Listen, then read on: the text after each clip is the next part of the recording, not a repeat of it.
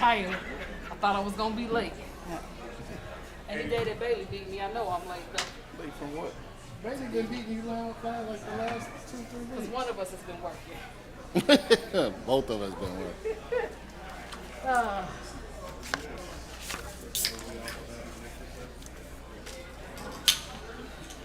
oh, I hate that computer. Computers. Hey, did you see they had Deion Sampson in it? Yeah, when you told me I went on there. Why? I said it got moved. Yeah. I was like, why? Good week, but we started. Go ahead. I'll catch up.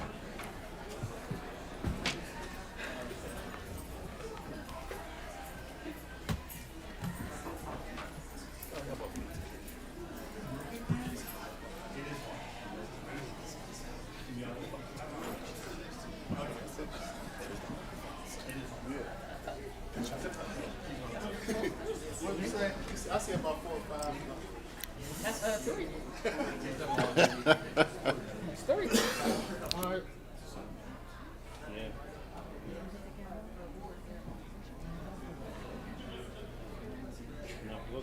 Everybody up? Madam Treasurer, you up? Yes. Remember what it is, you have to click the microphone. Yeah. I have no gavel. Good evening. I'd like to call this November 19th business meeting to order. Madam Treasurer, may I have a roll call, please? President Smith, Present. Ms. Wick, Present. Dr. Goodwin, Here. Dr. Bailey, Here. Mr. Lacy, No, Mr. Walker, Lacy. Present. Ms. Reinhardt. Present. 6 present. May we all stand for the Pledge of Allegiance?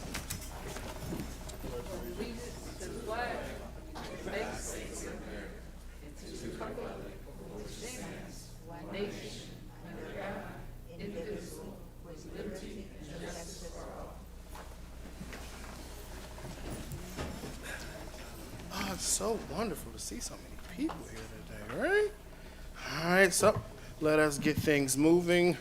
First off, we will have our hearing of the bargaining units. Do we have any bargaining units present that would wish to speak?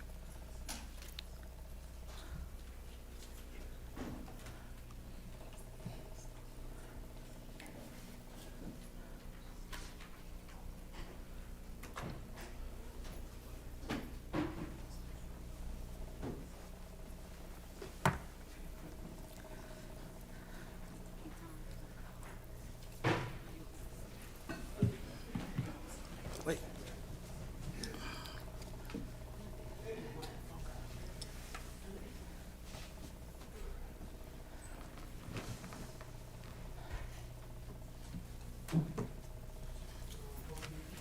Hear me? You don't have any issues of not being heard, so I'm sure we're all right.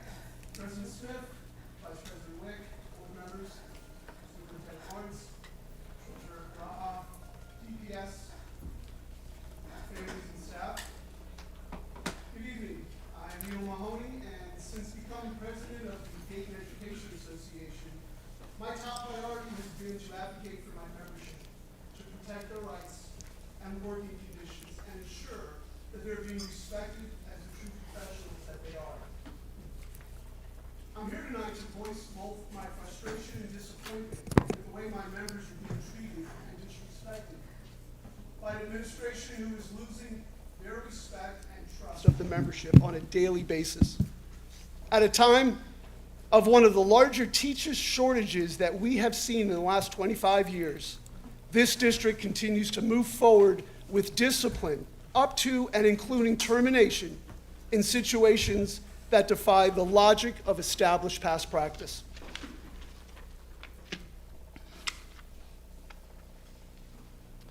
For a district that has the saying of the 5 C's, it doesn't appear to pertain to the HR department.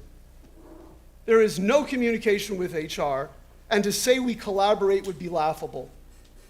The chief of HR is a glorified note-taker and will not engage with us even to communicate.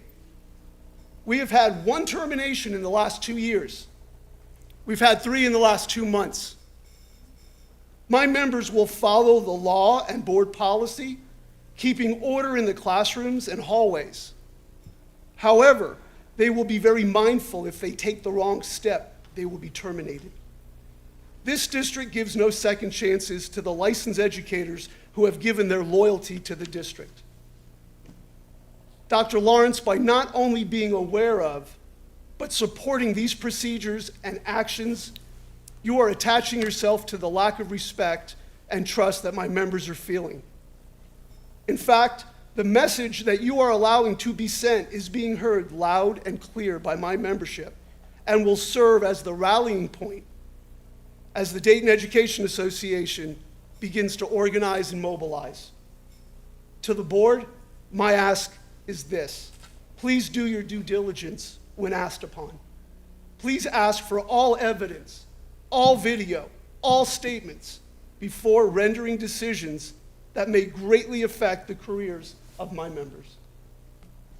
Thank you, and I appreciate your time. Thank you, Mr. Mahoney. Do we have any other bargaining units present that wish to speak? Seeing none, I'll move to the hearing of the public. Madam Treasurer, do we have any speakers this evening? Yes. Okay, before we start, I'd like to note, as always, when you come up, please identify yourself, stating your name and address. Address the board as a whole through the president and not individual board members. If you have any materials for distribution to the board, please give them to the treasurer. Please limit your remarks to 3 minutes.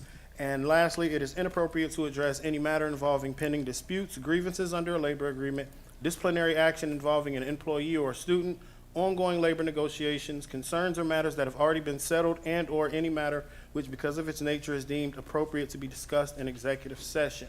The purpose of public hearing in this meeting is for members of the public to express viewpoints and public concerns. Madam Treasurer, our first speaker, please.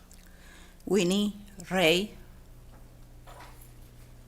Yes, ma'am.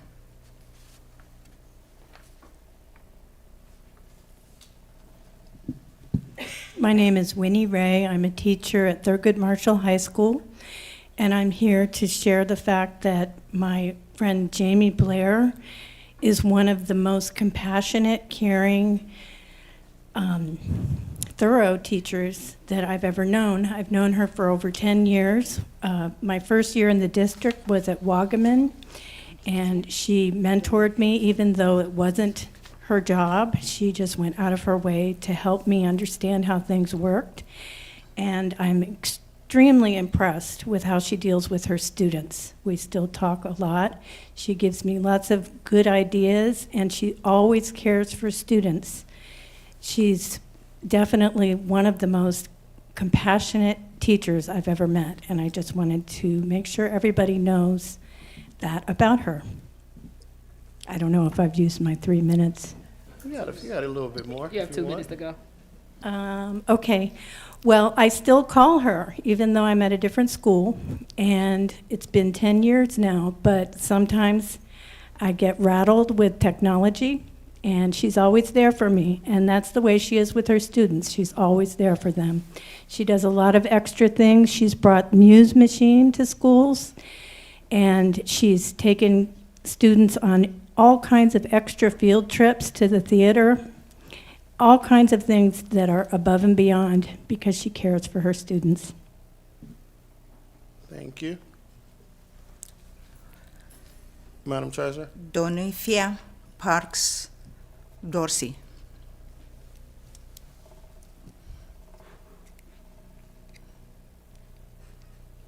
My name is Donicia Parks Dorsey. I'm a paraprofessional over at Wagaman Middle School. I've been with DPS about 3 years now. And just to piggyback off of the last person, Jimmy's character is good. I have never seen her act in such a manner. She goes above and beyond for the kids. The kids are actually looking for her as we speak. Every morning, where's Miss Blair, where's Miss Blair? I just don't know what to say besides she's a good person. She handles the kids very well. She goes above and beyond. Muse Machine, they're asking about Muse Machine. When can we do a trip? When's Miss Blair coming back to, help us with this? Kids that's not even in her classroom, are coming to look for her to get help, and she's not there to help. not only that, but in the classroom, there hasn't been a teacher in the classroom since she left. So the kids are just there, and I'm just a warm body. And as a paraprofessional, I'm not licensed to be in this classroom by myself. So that's an issue too. We don't have a teacher in the classroom. And then when we do get subs from ESS, because of the classroom, they don't want to be in there because they don't or can't handle the personalities or the students as a whole. That's all I got to say. Thank you. That concludes tonight's speakers. Okay, thank you. I'd like to say I appreciate every time we have people to come down and speak, and encourage everyone who has the ability to come down to a board meeting. If any concerns, please lift them up to the board. Moving on now, we have a few special presentations. I'll ask, do we have Chief Jones? I thought I saw her. Chief Jones, take it away. Good evening, Dr. Lawrence, President Smith, board members, Treasurer Hewitt. Thank you so much for allowing us to come again. This is always a special time to come to the boardroom. We have our fall champions. We'll have our ADs present the coaches, and they'll say the names of their students. But I want to congratulate all our champions. I want to publicly acknowledge our coaches for the hard work that they do for our district, and our principals who continuously support our department and our district, and our families who support us as well and make sure that our student athletes do what they need to do. And of course, our athletes who go out there and compete every day. So I'm going to turn it over to Belmont with AD Wynn. They have a banquet tonight, so we'll let them go first, and then we'll have middle school next, and then so on. Thank you.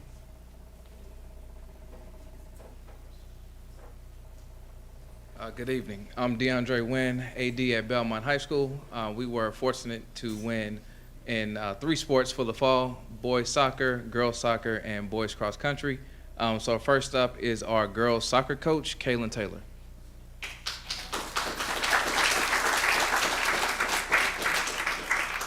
Thank you for having us here. I am super, super proud of my girls. This season was very hard for us. Not only was it their first season winning a game, winning city, but we also went undefeated in our league, and that is something to be very, very proud of. So I want them to know that I am super happy of them, and I love them like they're my own. So first, I'm going to introduce them by their nicknames that we say on the field. It's just more comfortable that way. A lot of people have unique names that they're not pronounced right, and instead of just embarrassing them that way, we can just go ahead with our nicknames. So first up, Em.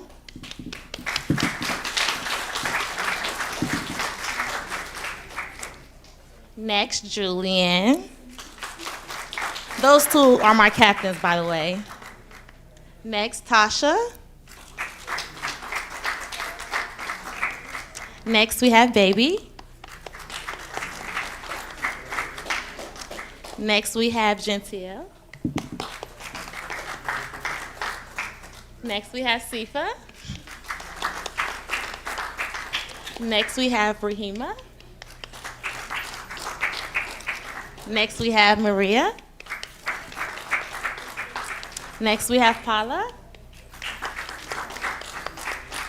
Next, we have Jenny. And last but not least, Allison. Thank you again.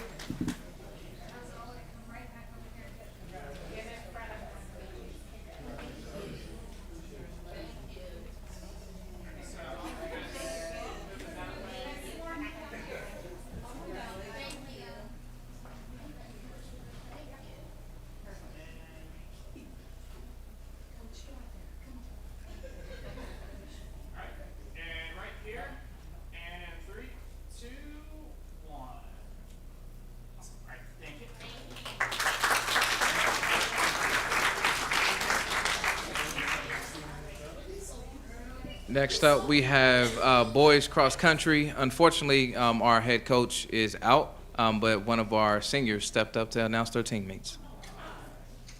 Hello, my name is Norman Sorio. I'm the boys cross country team. I'd like to introduce Janvier, Josiah Davis, David Danui, and Samokonde Mabunda.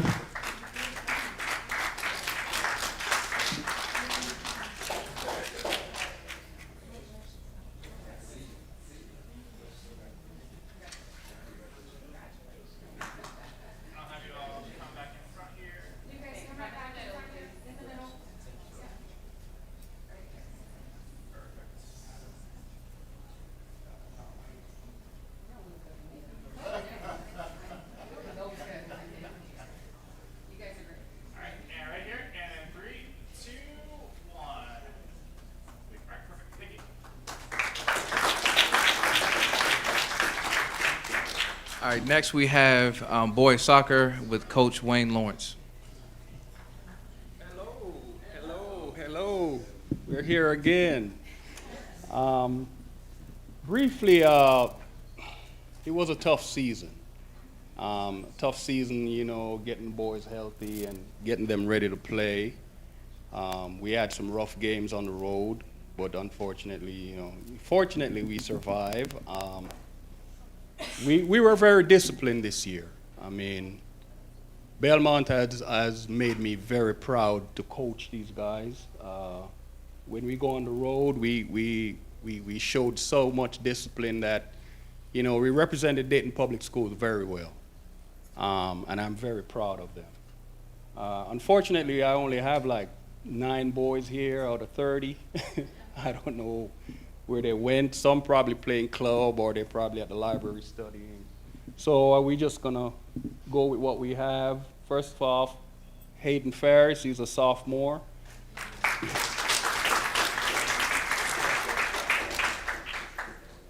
LaBon Sampson, sophomore.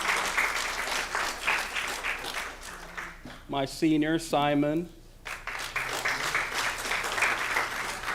My senior and captain of the team, done an excellent job, young man, Malimba.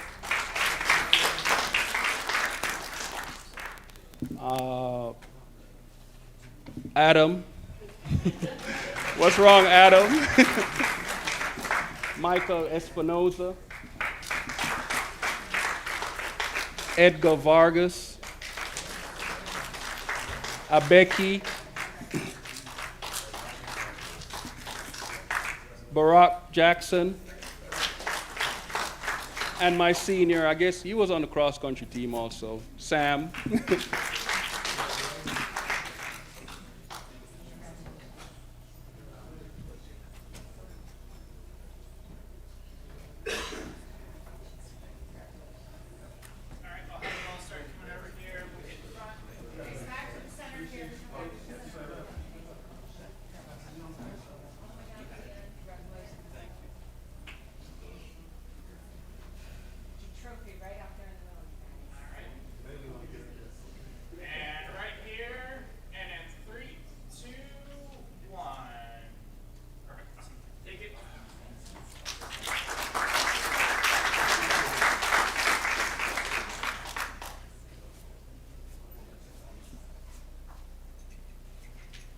Good evening. I'm Jesse Watts, the AD over middle school. I have E.J. Brown, Wagaman, and Wright Brothers. And today I have 3 city champions.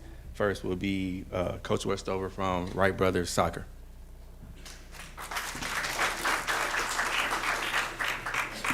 Hello, good evening. Just like Belmont, we're back. We were here last year, so we got back-to-back. These guys did awesome this year. They went 10-1, and they were undefeated in the city. So they did amazing, and hopefully we can come back again next year with another city championship. So also like Belmont, we had 26, and we have 5 tonight. They're probably playing soccer elsewhere, hopefully, or studying, like they said. So we have Dee Dee first, followed by Jackson, Emmanuel,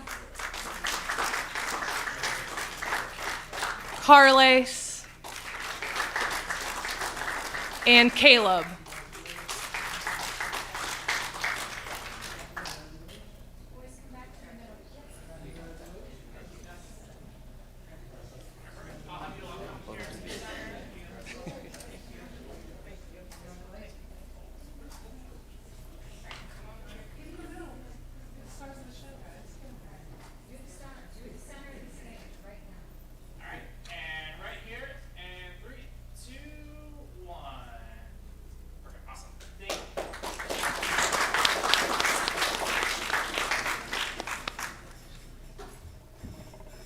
And next we will have Coach Foster, which is Wright Brothers Volleyball, girls volleyball.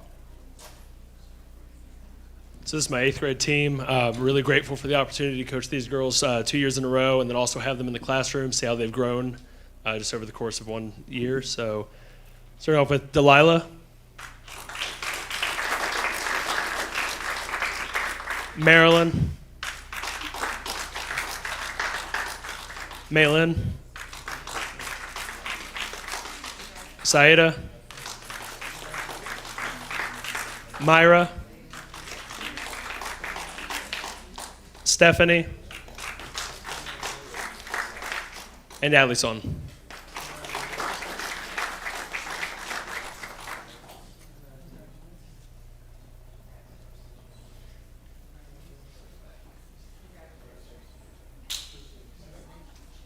So I'll have you all come back here to the center for me, please. Have you guys move to your left?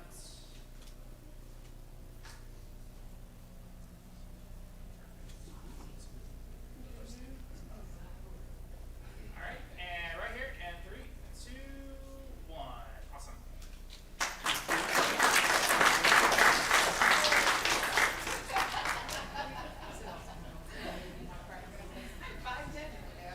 And last but not least, we have Coach Lawrence with Wagaman Football.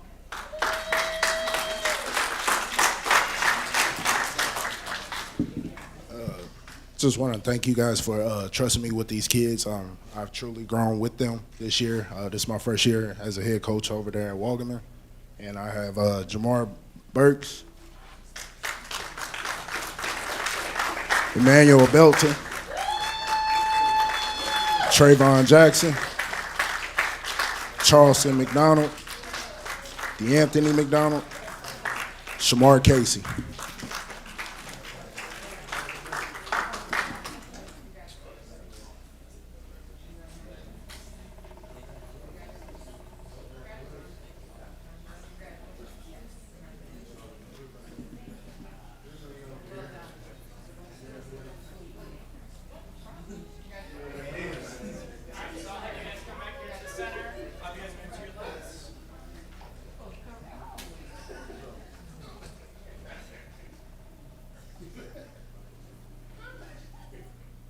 And right here, and 3, 2, 1. Perfect, awesome. Thank you.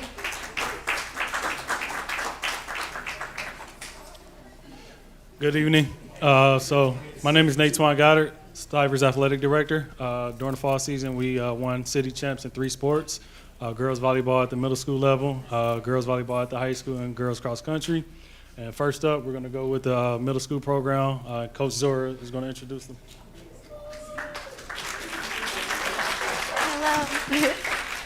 Good evening, everyone. My name is Zora Body. I am the head coach for Stivers Middle School. I did 7th and 8th grade this year. 8th grade were city champions last year, and they did it again this year, so I'm very proud of this group. So we got Deja and Vanessa, Janessa, Bella, Hadijah, Rylan, Maria, Kennedy, Alina, Kobe, Nayeli, Lacey, my favorite, Jameson, I'm sorry, Jemiah's my favorite, Shayana, she's my favorite too. They are my favorites. Thank you.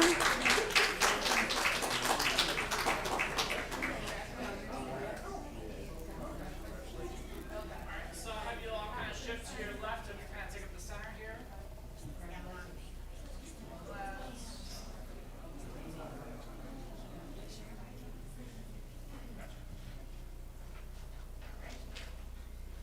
And right here, and in 3, 2, 1. And perfect, awesome. Thank you all.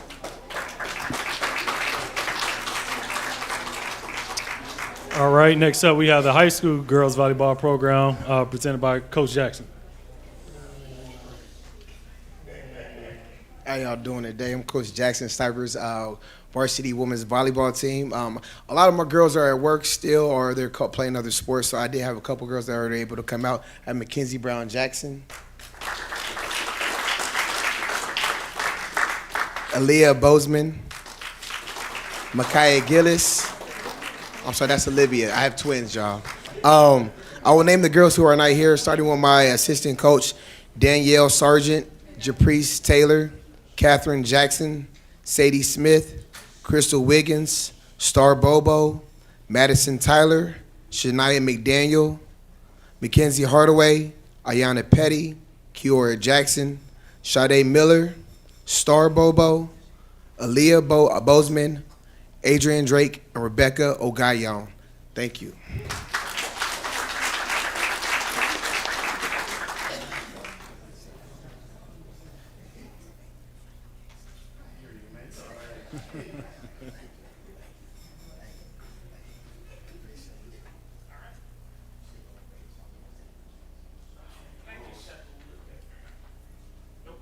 I'll have you just like right there. We got good line behind you. All the people y'all could stand. All right, and in 3, 2, 1. Okay, all right, we're good. Thank you. All right, and last up, we have our girls cross country program presented by Coach Eads.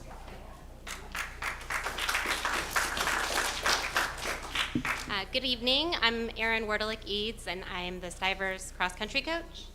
And we are really big in goal setting in our sport, and I really kind of push that with having them set goals individually before every race, before every meet. And one of our goals as a team was to win the city championships, and we did. So I just wanted to present, most of the teams here, I'm missing one girl. So Deja Johnson, who also was second place in the meet. Rhea Hayes, Blake Beeson, LaGray Pointer, and Jay Jarman. And then our one athlete who's not here, Mariah Streety, could not make it.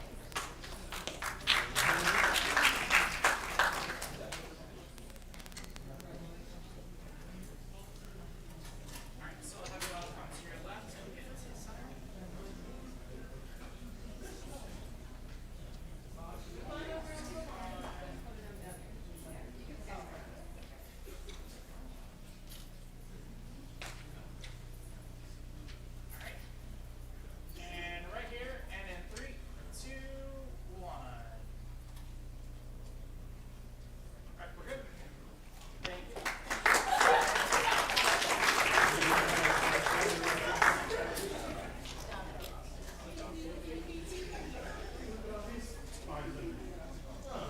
Good evening. I'm Greg Moore, the AD at Meadowdale. I'm here to introduce the Coach of the Year, Elliot Dangerfield.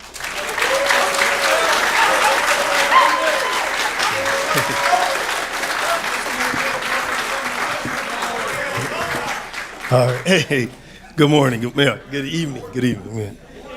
It's been a long one. I got back at 1 a.m. this morning. But yeah, definitely Meadowdale Lions, proud alumni, class of '99. But long time coming. City champs, 25 years in the making. Also playoffs for the first time in school history. All right, so yeah, go Lions. I don't do this alone, so I'm definitely going to introduce my coaches. They're not going to walk out, but I just got to at least mention them. I got Coach Elliot Dangerfield Jr., my son. I got Coach Ira George, Coach Myron Epps, Coach Antonio Camberos, Coach John Prince, and Coach Dexter Fuqua. All right, so definitely a big shout out to those guys for helping me throughout the season. But let me introduce these guys that was grinding all year, all season to that great 7-3 record, 4-0 in the city. And we got number 1, Daylon Philpott. Number 2, Darian Peoples. We got Courtney Russell. Mr. Tiandre Turner. Mr. Dominique Ramsey. Mr. Jalen Thomas, Jordan Brown, also Offensive Player of the Year right there for DPS. Micah Robinson's not here. Kingston Tyler. Rookie, Darren Daniels. Mr. Patrick Gaddis. Mr. Trey Ray Redman. Devontae Cormiley. There we go. Elijah Harris. Good stick. Mr. Amari Jones. Caden Dean couldn't be with us today. Marcus Watkins. David Miner's not here. DeLaquan Ramey. Mr. Jeremiah Turpin. Mr. Zachary Green. Mr. Elijah Robinson. Mr. Aiden Clark is not here with us. James Simmons. Got Samaj Cochran who's not here. Toby, Mr. Toby, that's all I'm saying. We got Delamar Wade Free. Joshua Thomas not here with us today. Darian Drake is not here with us. But we got Christopher Thomas. Mr. Kendall Saka. Desmond Sisney. DeAndre Daniel. Rome Daly. And Donovan Ward. And Floyd Rockdale is not here with us today.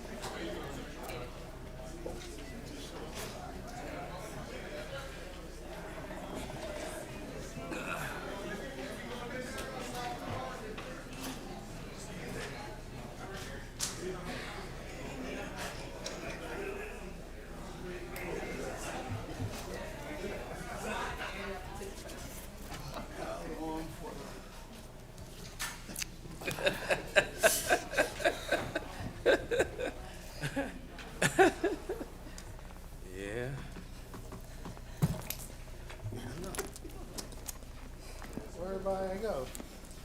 Our lion spirit, brave and bold, will proudly wear the black and gold.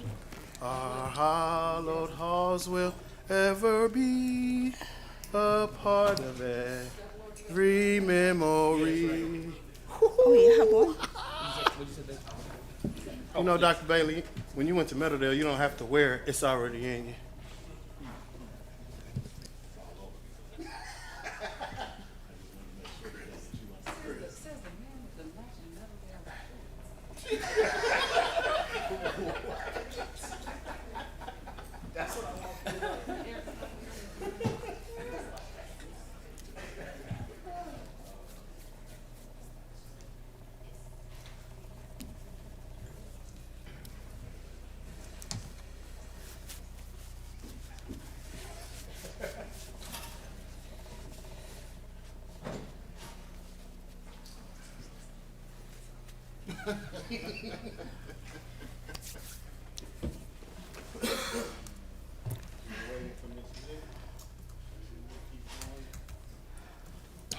When Ms. Wick is coming up, Dr. Lawrence, can you get us queued up for our next presentation, please? Absolutely, President Smith. Our next presentation is going to be on study tables and the efficacy of it, and we're trying to see how we've made some gains or not. Thanks, Dr. Goodwine. You asked about that several times, and we got together with athletics, the business manager, and I was there. And so I got a chance to hear the presentation earlier today. Excited to have Ms. Goins, Ms. Clark, Ms. Jones, and Brother Simmons present.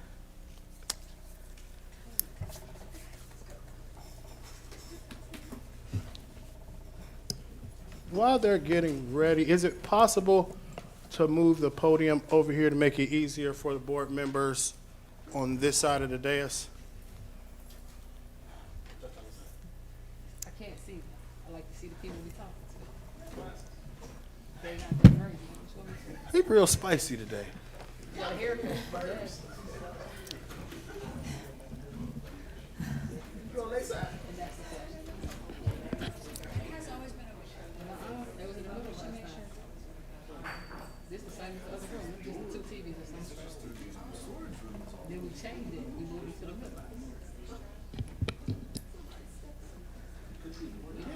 We did. Yes, we did. It should always be in the middle. You should see the people you're talking to.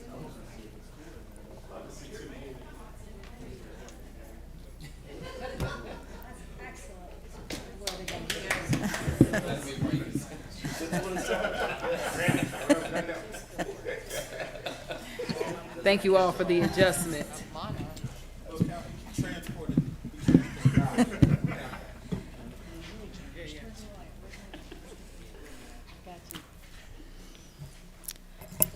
Good evening again. So I will kick it off. Today we want to do a study table update. We will discuss the study table requirements, the athlete academic performance, and student resources. So I'll start out just talking about a little bit about high school, how we go about the attendance requirements.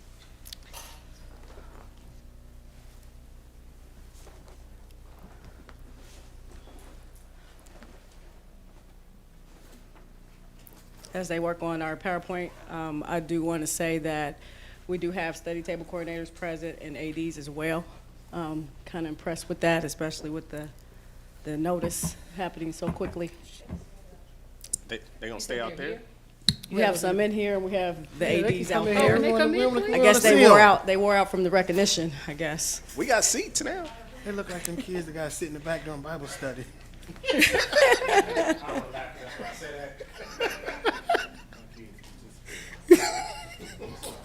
They're in the back during choir rehearsal.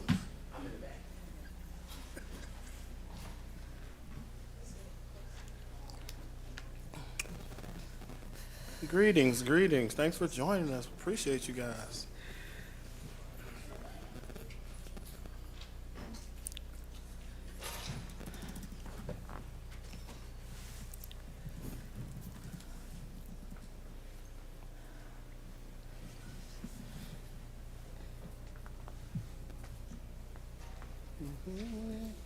How you doing, Chief Jones?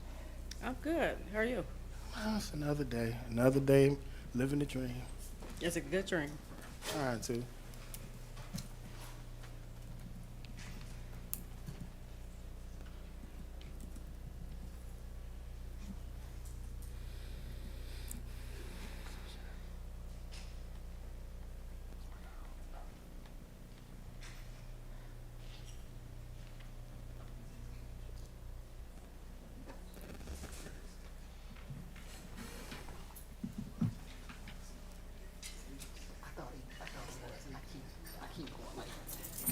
Yeah.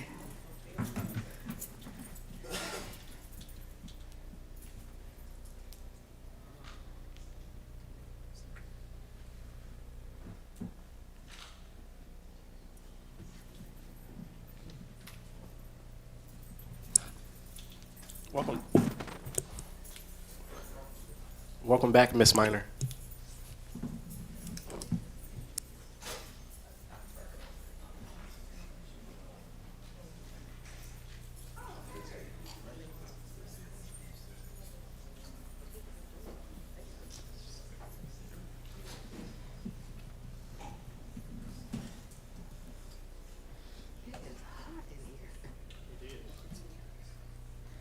Got a fan somewhere?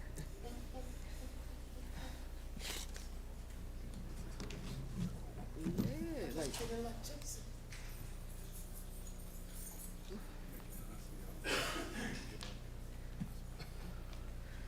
I will say, yeah, we all have a copy of it, so y'all can go. Let's roll. We've been waiting for the call. Thank got you. We'll go ahead and get started then. So when approaching the attendance requirement, all athletes are required to attend study tables. As you see in the diagram on yours, it can vary from the buildings. Some of them do permit all students to attend. Some are going with our policy, anybody below the 2.0 GPA. And for study table monitors for high school, we do have 3 positions for that.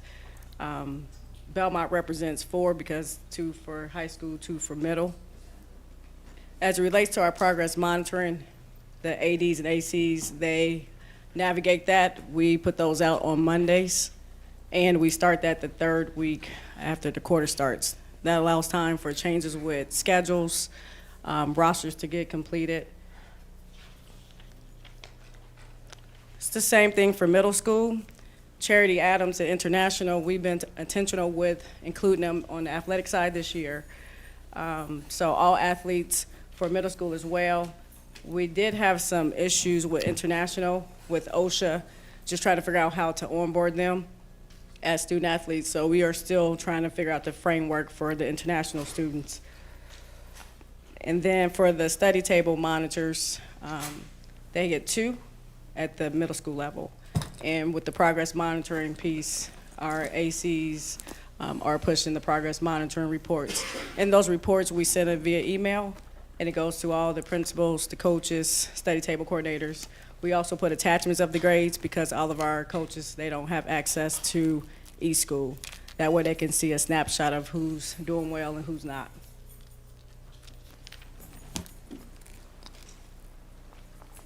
Good evening. One of the things on the academic side this year that is kind of our North Star is our academic action plan. And we want study tables to somewhat mimic the conditions of classrooms so that kids are successful. And so we've provided you the study table schedule. We provided you how we document kids being present. But I thought what was really important is to kind of look at the instructional supports that are provided to students after school and study tables, and that's really significant to us.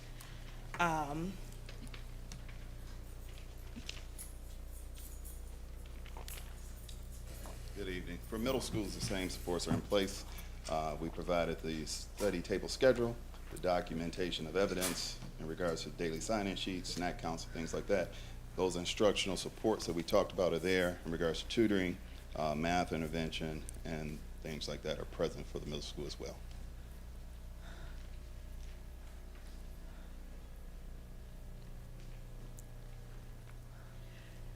So when we look at grades, I was able to take all the fall athletes and actually compare their quarter 4 grade, which determines their eligibility, their quarter 1 GPA, and their interim for quarter 2.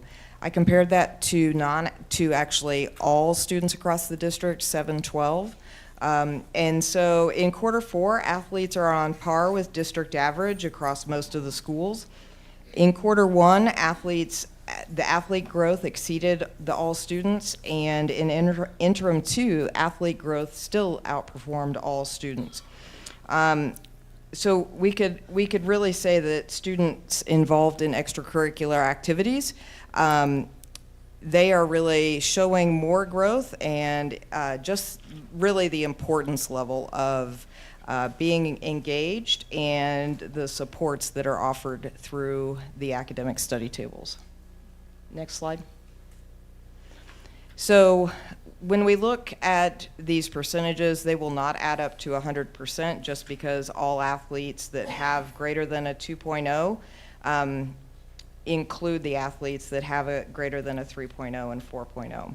So 68% of the fall athletes had greater than a 2.0, 33% a 3.0, and 3% a 4.0. And then as we move to the next slide, you will see in quarter one that switched to 86% with a 2.0 or greater, 54% with a 3.0, and 7% with a 4.0.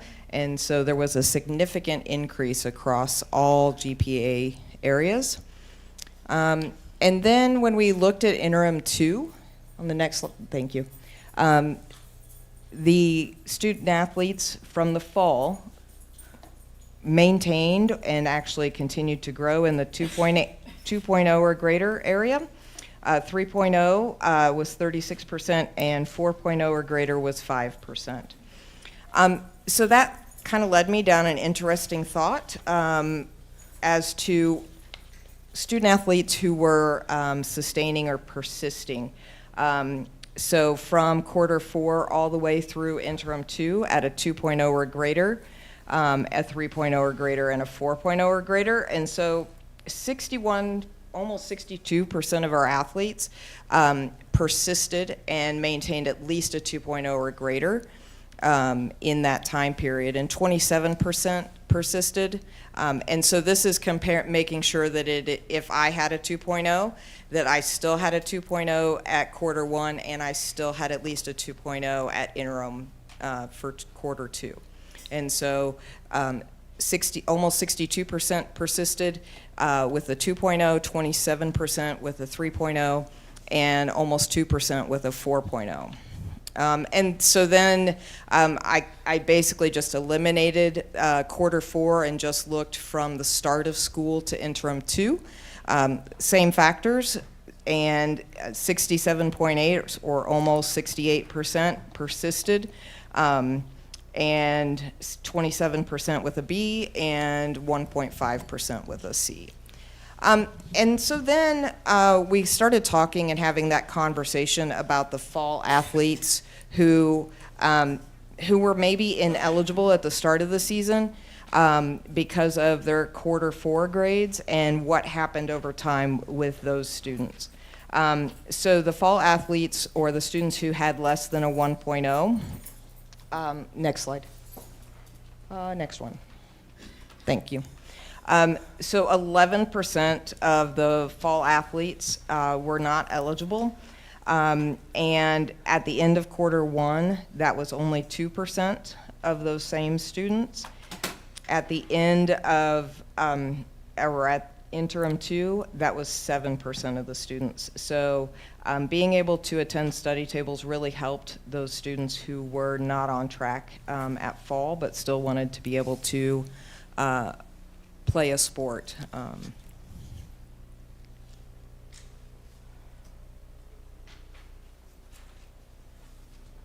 Okay, next slide.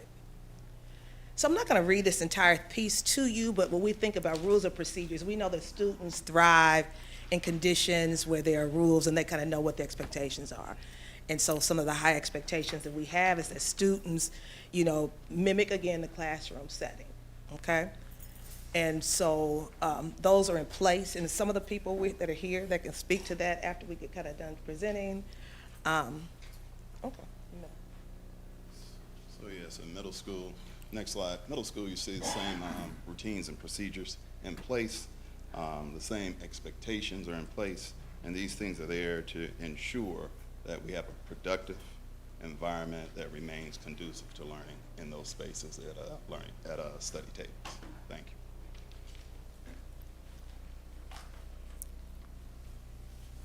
Just want to talk about the costs. Our board approved to date costs for the supplementals to support study tables is $125,930.62. I would say that with some of the vacancies, this could change, but for the most part, we did get with the treasurer's office to get this number. So just wanted to give you a snapshot of what this is currently costing us for board-approved supplementals towards study tables. Okay, again, and because we want to kind of mimic again what's going on in the classrooms, we want to talk about some of the student resources that our students have access to at Momentum, Alex, Apex. Students are provided makeup work in some instances, ACT Prep, the ability to complete their FAFSA, OST practice routines, life skills, and some post-secondary success planning that we're really instituting this year, and that can occur at that space too. And some of the strengths is that the supports for the academic action planning, that students, that's a part of our academic action plan, where we have that high expectation for student commitment and student partnerships. The increase in student achievement as evidenced by the fall, from the spring to the fall. And those resources directly impact student outcomes. We believe that kids that participate, they're engaged, that have adults that care about them, expect them to be somewhere, they perform. Obviously, kids like the idea that snacks are provided. And some of the next steps that we could speak to are School Links, which is one of our hallmark college and career planning softwares, but it has a lot of capabilities, and one of them is beyond looking at the career trajectories of a multitude of disciplines and career pathways, it also has the ability to do ACT and ACT Prep. And so that's one of the things we're really excited about, and we're kind of monitoring that in the classroom, and the ability to track and document and kind of look where our students are and kind of make projections about where they can end up. And so we want to kind of acknowledge some of the folks who do it on a daily basis. Some do it Monday through Thursday, others do it Monday through Friday. Since you all came out, we want to kind of have you stand up, and our ADs and our study table coordinators and our tutors. If you all would stand, we'd appreciate it. These are the folks who make it happen. We appreciate what you do, and we will take questions. Thank you, appreciate it, and I want to echo my appreciation for everybody who spends their time in the buildings throughout the week helping our students. It is greatly appreciated. I have a few questions, but I'll kick it off to the board first and let them take one in if they have any. Mr. Walker? That's why I'm gonna let you go first. I have a ton, so you go ahead. I might go before Dr. Goodwine then. That's fine too. So, Ms. Clark, the students that are below, you gave percentages, but what's the actual numbers?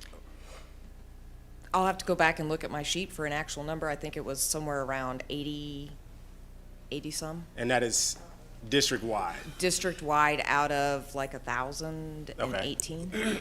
And then with looking at the building, so let's say, prime example would be Wagaman.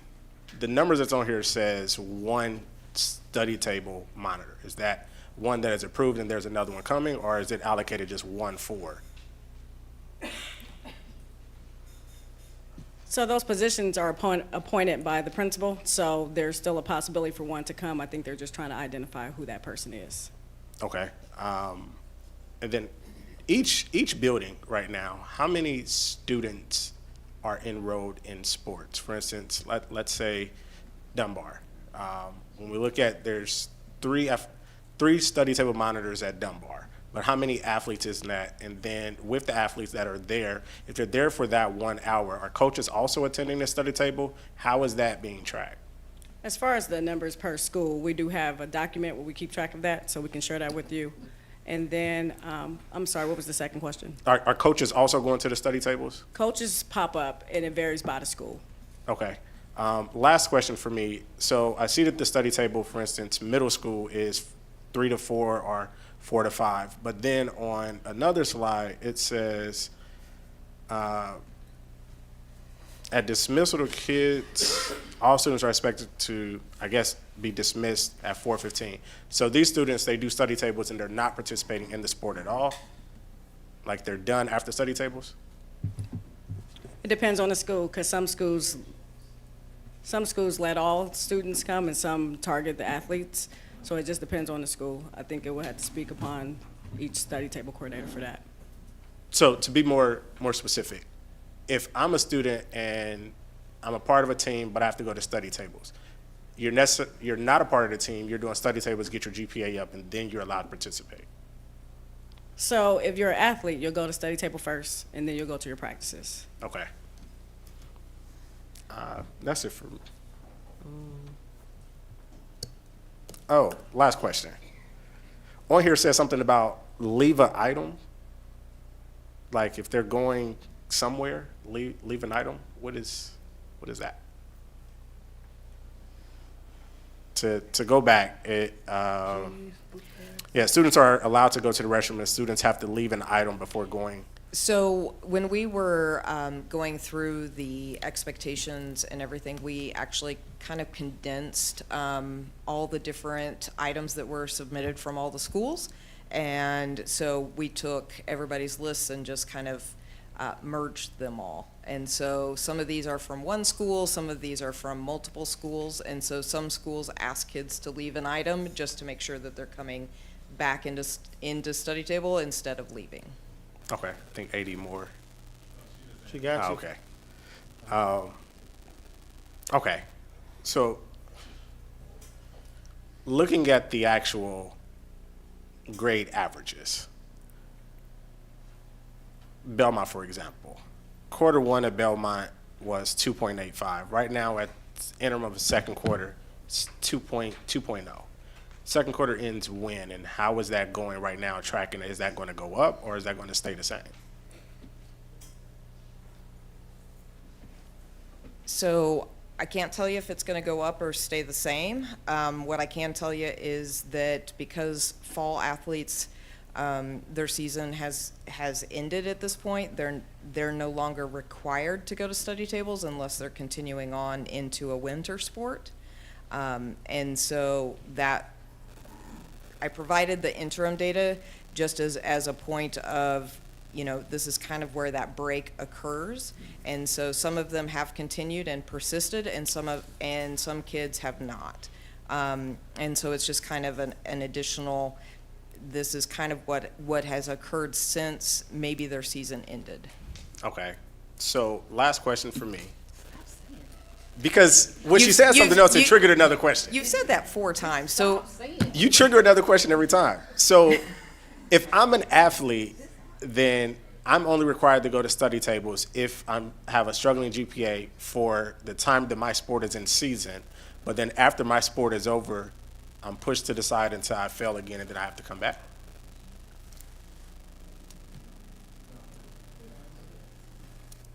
It looks like they have spoken over there. What was the answer? It's always open to the athletes because of space is sometimes like that. Sometimes when you're in season, you're probably more the focus, but we welcome everybody who'd like to come to study tables. Also, I have some coaches that even if they're not in season, we still run the progress monitoring reports so they can still keep track of what's going on with their student athletes. Okay, thank you. Something along there. These numbers, so when we look at quarter 4 GPA, is that reflective of all athletes, or is those athletes who participated in spring sports, are those the grades of fall athletes? It's a ghost in here. Are those the grades of fall athletes in the spring? So those were the grades of fall athletes from the spring. Okay. Then I would be interested to see where that breakdown is for those who, say, those fall athletes who participated in a spring sport. So I like to be able to get that breakout, because looking at it, it's that piece of all of our sports have that break. And you see that quarter 1 with the fall sports, that going from quarter 2 to quarter 3 with the winter sports, and then on our spring, being able to see how do we keep that? How do we keep students engaged? Because, we already have that, that spring slide where people are, getting ready to end the school year. But then how are we then letting people know, like, what you do in the spring is going to allow you to participate in the fall? And not even if it doesn't allow you to participate, it's bringing your grades down. I mean, that's a huge drop to see some of our schools with their fall athletes below 2.0 in the spring. And I think putting, these minds together to see how do we make sure that we're addressing these things throughout the school year? How do we make sure that we're having these pieces even during the year? If I coach basketball, making sure that I know when the school year starts, I'm tapped in. If I'm a football coach, I'm tapped in the spring to make sure our kids are there. Because, and you still see it in those unfortunate cases where you come out to a game, you go to an event, and you have kids that were eligible until those grades hit. Now they're ineligible for the rest of the year. But that was the clarity piece I wanted to see, was that fall athlete. But do we have any plans or any ideas of how to keep them engaged throughout so we can see less variation in the grades? So a part of this collaborative committee, one of the things we thought about, and with academics and athletics, we'd like kids to play more than one sport. This whole specialization, we need to get out of that, right, coaches, right, ADs? We want kids to play more, and that's how you keep kids engaged. We want them to play more than one sport. So that came up as a part of our conversation. Okay, I appreciate that. I got a couple more, but I'm gonna kick it down to Dr. Goodwin. I can go ahead. I'm gonna go on the road. Go ahead, I'm interested. So first, I want to thank you guys. Y'all hot too? We can get a fan in here? Like, gosh. Okay, so first, I do want to thank you guys for last week. The ask was to put a presentation together, and I feel like you guys did complete the ask. My feedback on this one, because I do want to know, did you guys look at the last presentations that were given on study tables?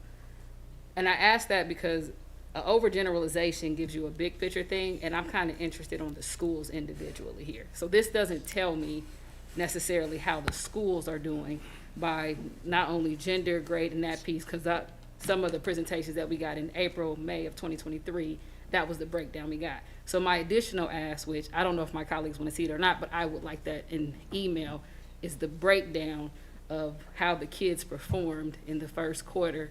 We're almost through the second quarter here now, so we should be significantly stronger going into quarter 3 of that one. First request on that. With the actual, so you said we have some people here, and if you guys can't answer it, feel free to tap any of those people to the side of you over. I kind of want to hear what the children are doing, or students are doing actually in study table. I see an overview of strengths and next steps, but what does a day look like? So let's start there. That's the first one. At whatever schools we have here, and then can we get that follow-up from the schools that aren't here? Because as I'm hearing that the schools have different structures in that piece of it. And then with that piece, as he's coming, how does that align to the curriculum goals that you guys have set as a district? So first one, what's happening? Good evening, Board. Dr. Lawrence, Board of Education.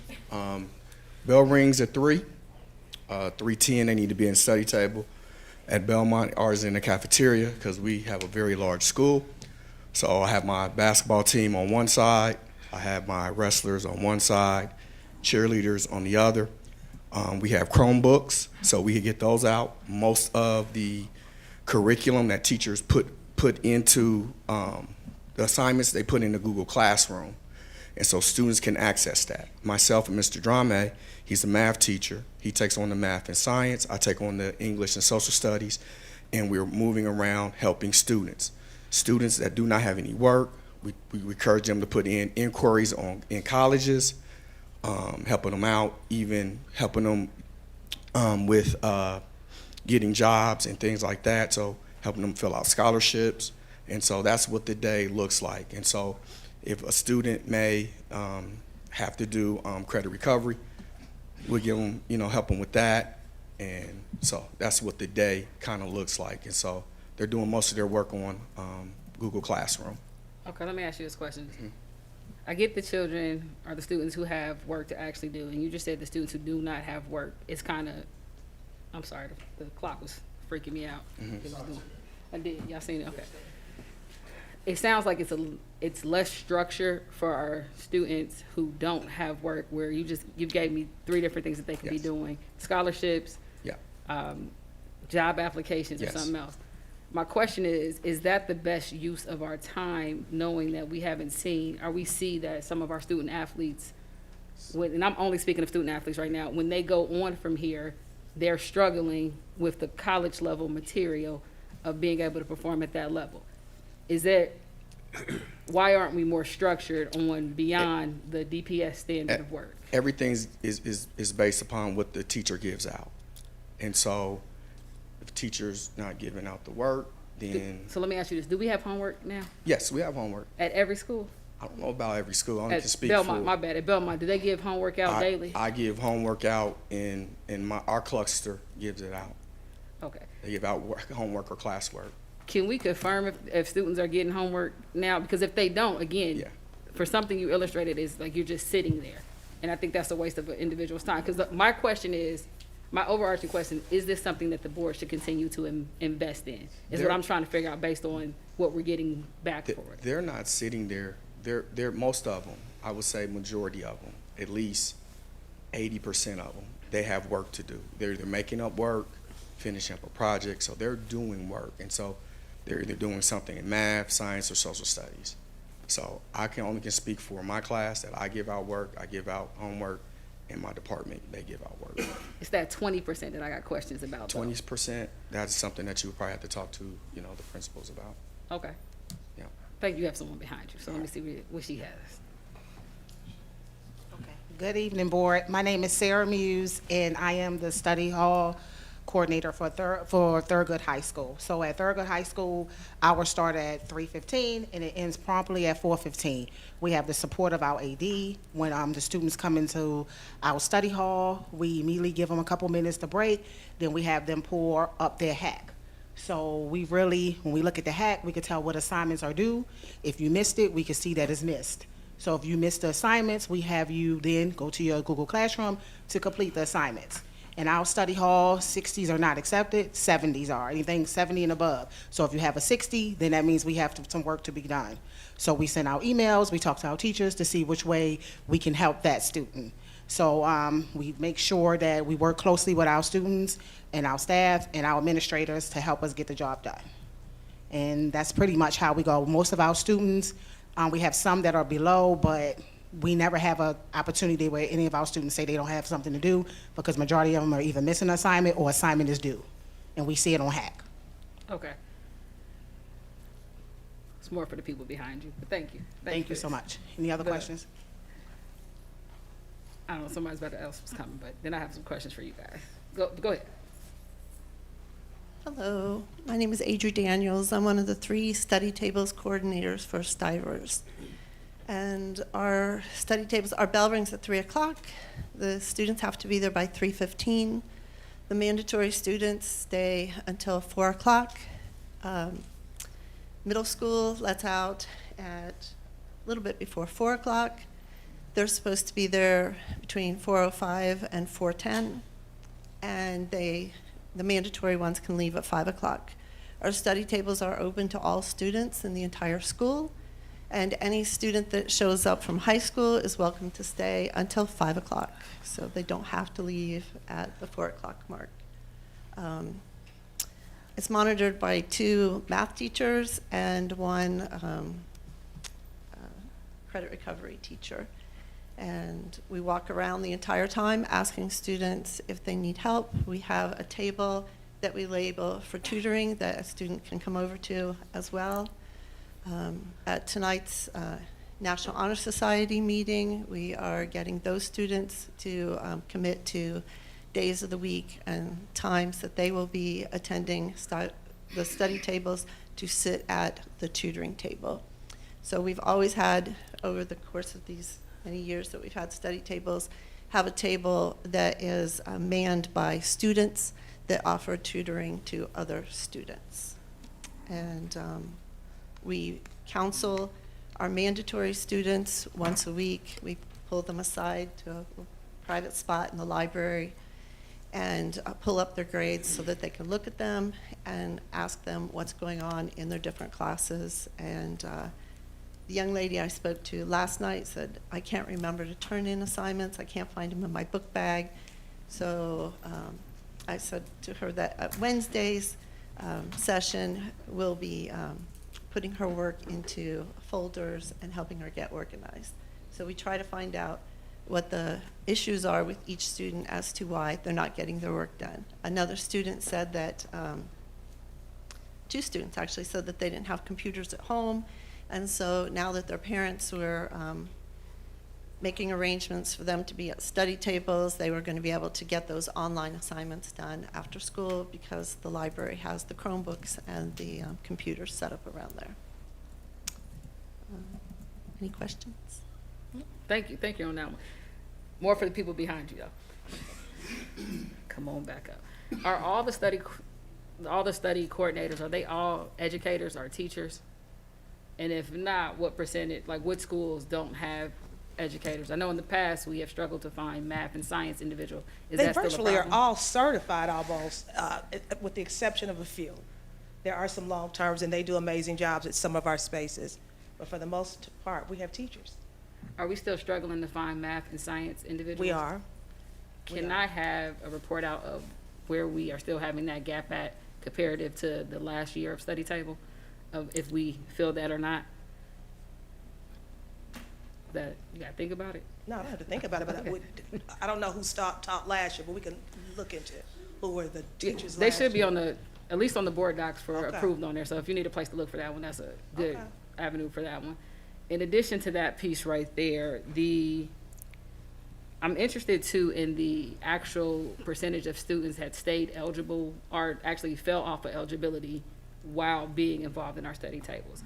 I'm just trying to see what those gaps are that happen with us there as well.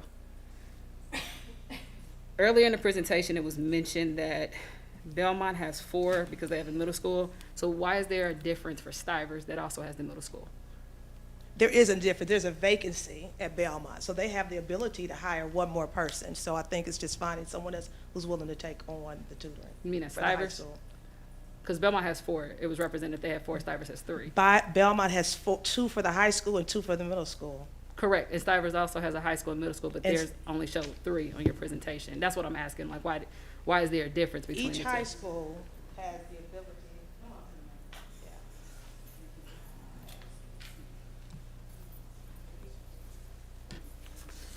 So at Stivers, we do not have any vacancies. Actually, 2 of our study table coordinators, they do high school and middle. I understand that. Mhm. My question is that both Belmont and Stivers have middle school and high school, but we've given 4 to one program and 3 to another one. That's why I'm asking, like, I'm not why sure did, the why is that Belmont that way? structure, but it may be a case to where, yeah, it's 5 total, but it may be a case where at Belmont, they don't double, where they doing high school and middle school, so they're separate at Belmont. Okay. I'll kick it back to you, President Smith. Or whoever's next. She kicked it back to the. Oh, wait, I have one more, sorry. The international school, on that one, I think, Dr. Lawrence, this is more of a request for you to figure out what that structure of the school is. Because I haven't seen us make a change, but the idea was that students would be there a year and they were still tied to a home school. But to hear that we are having OSHA questions as if it's its own entity, and I'm only speaking at the high school level because Chief Jones, correct me if I'm wrong, the middle school can still play with anyone like any of our middle schools, correct? That's correct. So if there has been a change as a board, I mean, we need to see that, but I haven't been made aware of it. And if there hasn't been a change, why are we having this issue of classifying that school by itself when every student there should be tied to a home school?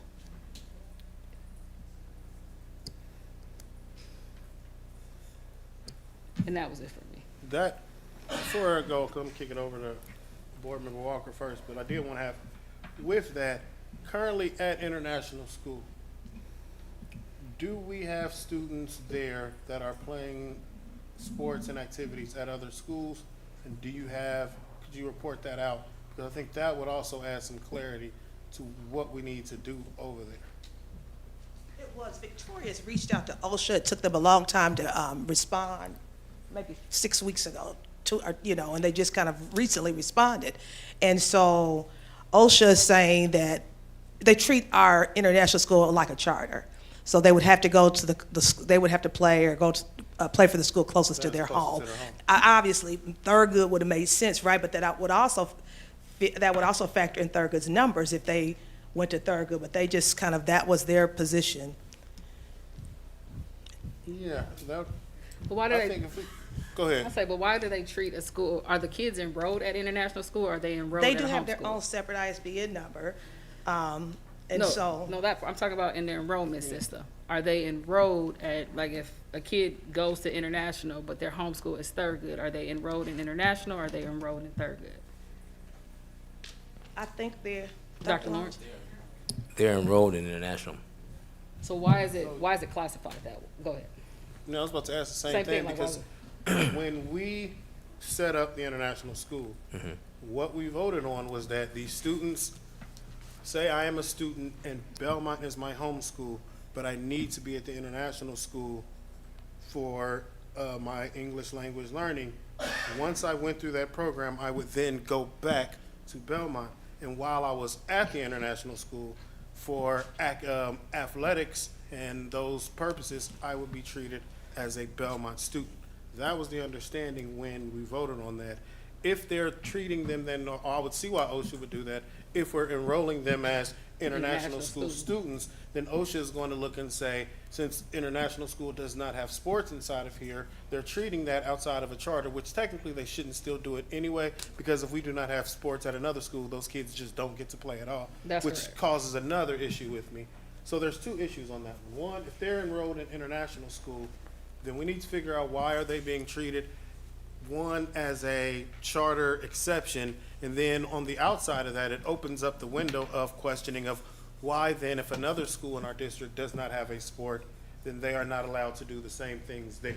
So those are the two things I would think in there, and it may have to do with the fact that international just doesn't have any sports whatsoever, or the way, but I would ask Dr. Lawrence and Dr. Jones to really look into that, because that, the way it's set up now, or the way it's being treated now, goes against the spirit of the resolution that we signed to Correct. create the school originally, in that it was supposed to be a space for students to learn, and then they had their home school.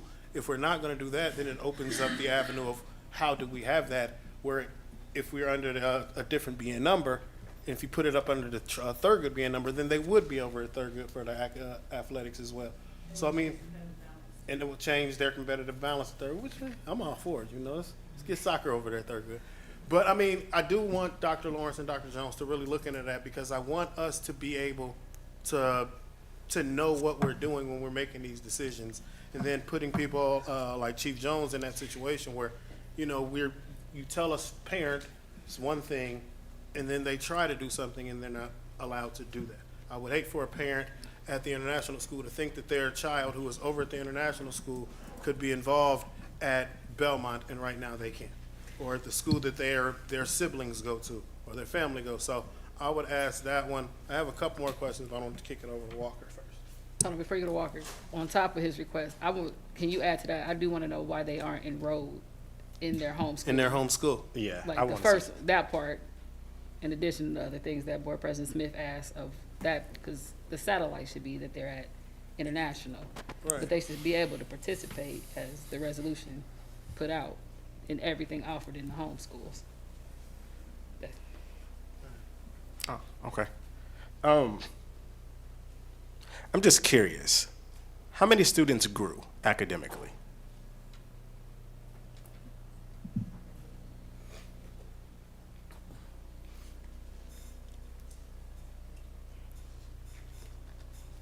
I don't have that exact number. I'm sorry, I was trying to reference where it was in my brain.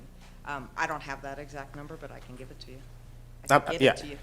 Yeah, I'm just curious. We see the ones who dropped and sustained that one thing, but just curious on that piece. A second part to that is, what is the end goal with study tables? Like, if a student is enrolled in study tables, is the end goal academically, we want you to be better, or academically, we want you to stay the same so that you don't drop below and continue to play the sport? Like, what is the actual end goal with study tables?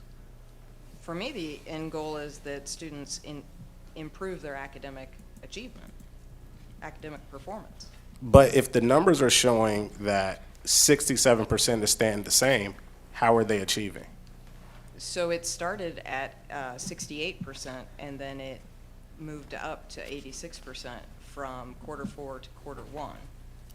But on quarter 1 to interim 2, it dropped to 67.8. I'm just going off of your presentation. It dropped to 70, or it went to 71%.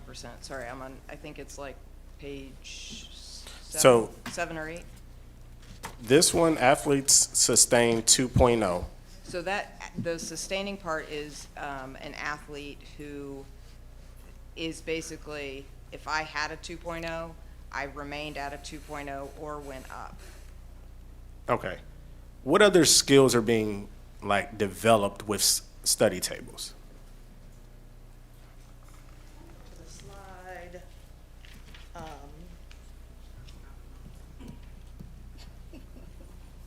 We talk about resources and student support.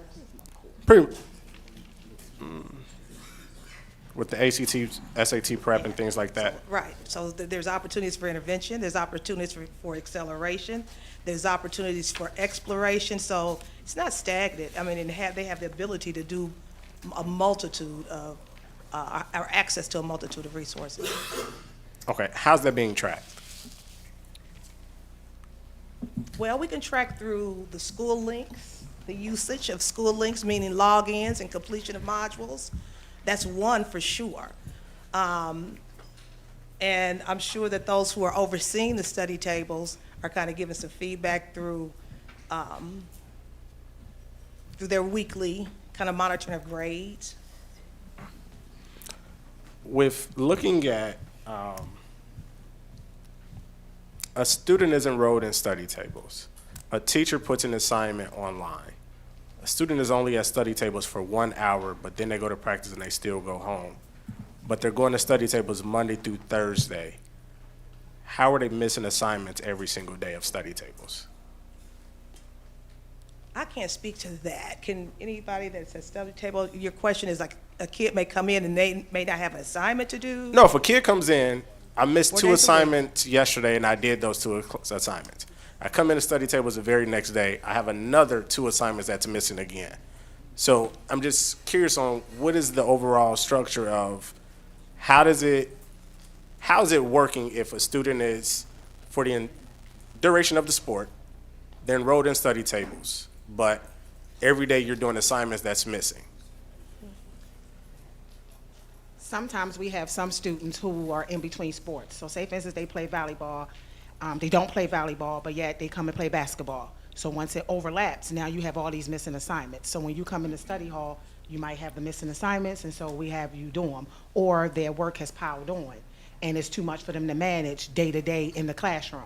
So when we check it, it might be classroom assignments, like a classwork assignment, but if it's showing a 0, that's an incomplete assignment. So you have to complete that classwork assignment right then and there. Or they might have additional work that need to be done. So if we look at HACC, they have all their assignments listed. They might have not gotten to each and every one of those assignments. So to us, it's showing a 0. So like, let's take a math class. They might have 20 assignments. If they've only done 2, now you have 18 assignments left. So we still going down what assignments need to be done. It might not be that due date. We're just seeing missing assignments. It could be a project. We're just seeing missing assignments. Now they get to the end, we have some students that's an overachiever. They get it done faster. So then we have, hey, what other classes? And we have some teachers that'll stay behind and help. Or we have peer-to-peer. So at Thurgood, we have 3 different sections. We have the cheerleaders in one section, and we have some students who help. So we have some kids that's failing, they help, or our coaches help. So that's, for us, we just look at what's on HACC. So at Thurgood, have you seen the academic growth of a student that's enrolled in study tables and now is advanced? I can say for myself, because I have some students that are in Apex. So with them being in Apex, absolutely. We had some students who repeated and had classes from last year. Like, I had one student that had like 7 Apex classes that need to be done, and now they have none. So that takes place in study hall.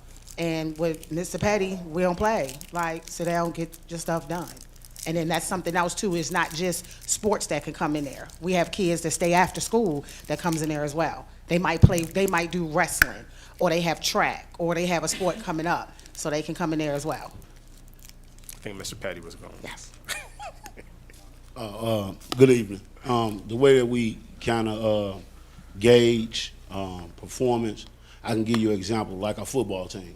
When we started the school year, we had 13 kids that was ineligible. When it was time for the grades to come out, our whole football team was eligible. So it's we have study table coordinators. Because we're split up, we're able to gauge exactly what those students need.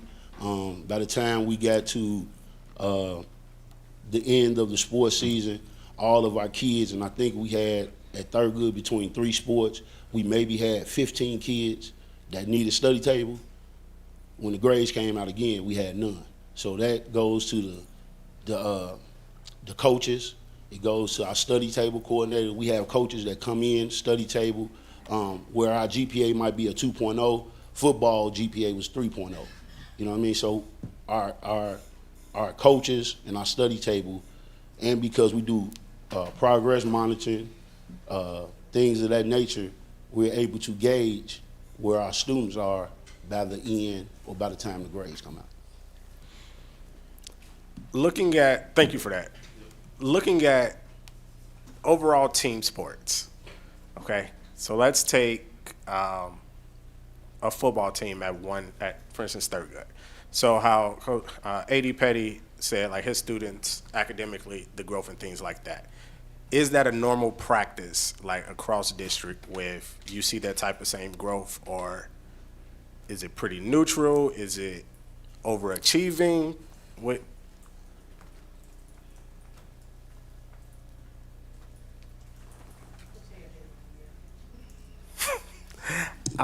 I'll yield to. So I have a few questions and then I have a few requests. So first question, with our study table coordinators, do we have any times where they get together as a group and talk about what's working, what hasn't been working, anything like that? So I'm saying it's a no then, right? And this will lead into more. With this, I did have a quick question. If a student does not, quote unquote, need study table, what are they doing during that time? From that 3 to whenever practice starts?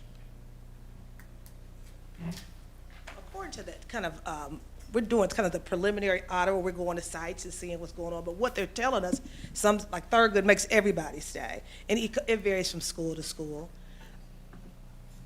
You say what? You can say it. We friendly in here. This is just my personal opinion. I just feel like if they don't stay, it's a possibility they're gonna drop, and they need that reinforcement. And us sitting up there checking and making sure we show them that we care and we love them. Okay. So we help them with their homework. We do all that. Okay. Now we're down this road. All right. Secondly, when we talked about getting together, please let the record show that Mr. Lacey has joined us. Thank you. We say we break, so do all schools break the students down in study tables by sports? Okay. So that's why my thought is like getting the people who are in these spaces to talk to each other. Like maybe sometimes it works to have everybody in their groups. But then I'm thinking, if I have football players in one space and soccer players in one space, I'm gonna have some group of 40 kids, I'm gonna have a group of 7 kids somewhere. I might have a group of 10 kids now, and now inside of that group, that's their same sports group. Like somehow figuring out what makes sense best of the grouping. Is it by their need? Is it by what class they're having trouble in? But then also there's another piece inside of all of this where there isn't a track academic piece per se day to day, but to Ms. Muse's point, I feel the need for me is that our students just need to be in controlled spaces. Like when I look at these grades and things, part of that drop off isn't just that not having a study table per se, it's looking and seeing that the students who are not involved in extracurriculars and some of those that are not involved in spaces, life hits them. The more I can keep these kids away from sad to say, Dayton, Ohio at times, is the better off that they will be at times. The more I can know that these students they get out at 3, they're in a space till 4, they're in practice till 6 or 7. Like, if I can keep them in those spaces, I feel they'll be better off at the end. So how are we working that part in? That part of, it may not be that I'm struggling and I'm missing these 18 assignments because I just don't get science. I'm missing these 18 assignments because I have no functional home when I'm out here. I have no functional space to be in. I'm going through homelessness. I'm going through, let's be honest. We have students right now that our students have some that are on drugs, being honest. If we're really being honest, we have kids that are vaping and on pill. Like, how are we then finding that space inside?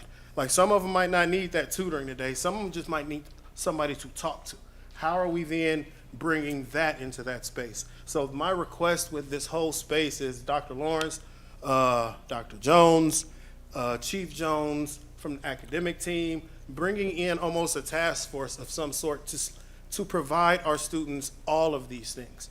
Some students may not need that help with math or science. Some just need somebody to talk to because when they leave practice, they don't know where they're gonna go.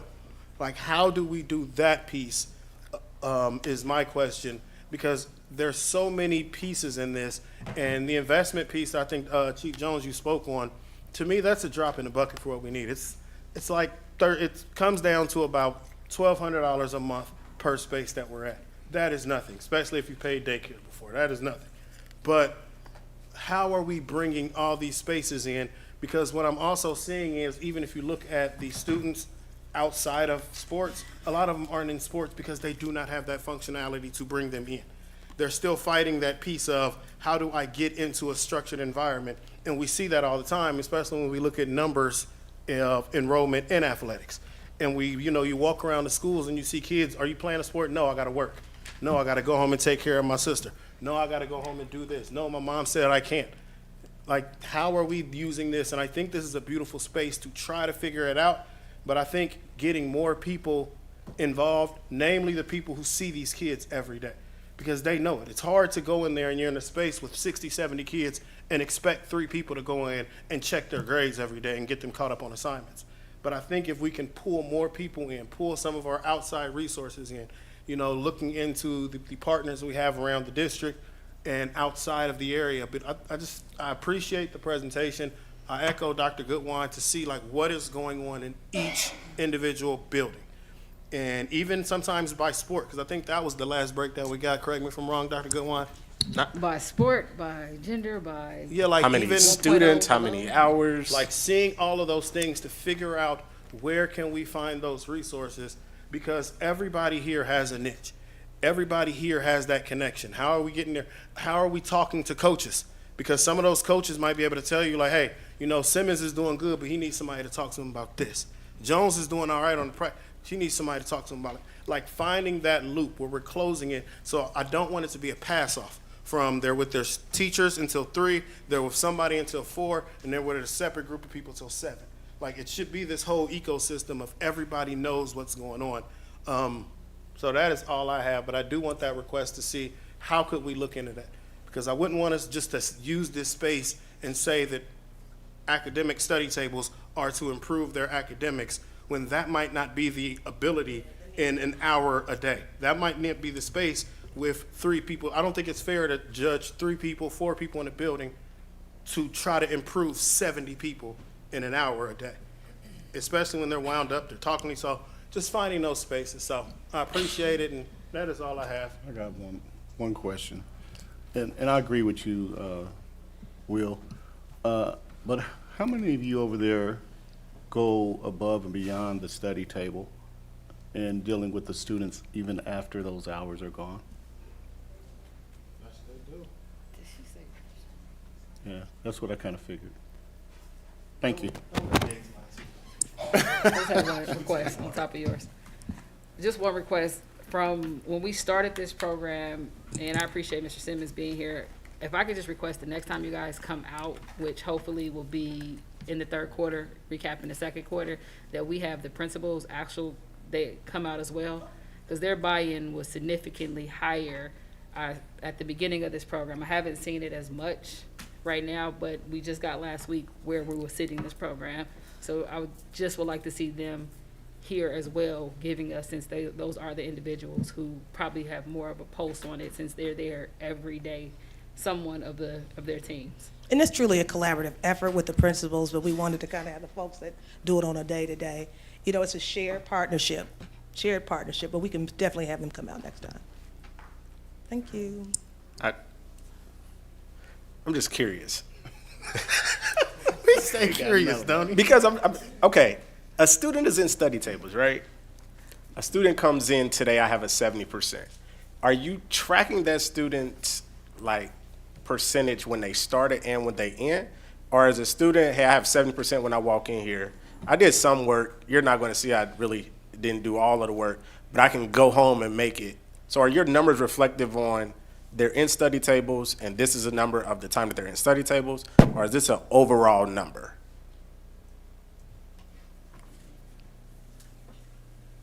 So those numbers are the quarter grades and the interim grades. It's not a current grade.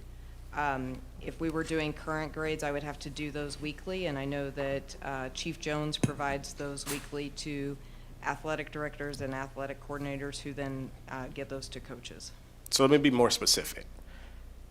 If study tables, are you tracking their actual academic like focus during that time from when they started and then when they're leaving for the day in study tables? I do not have that data to track. Okay, thank you. All right. Anyone else? Good? Good. Appreciate you all. Once again, appreciate everyone that came out and everybody that works with our students. Thank you. Especially the students in Meadowdale. Shout out, Brother Moore. Shout out Thurgood Marshall.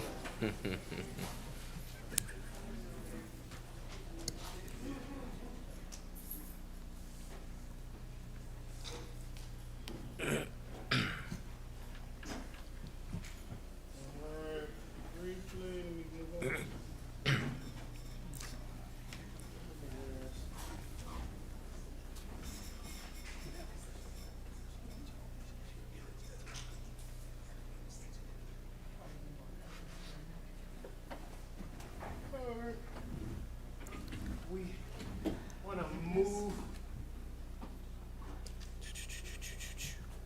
want to move something on the agenda. And if everybody could refresh. All right.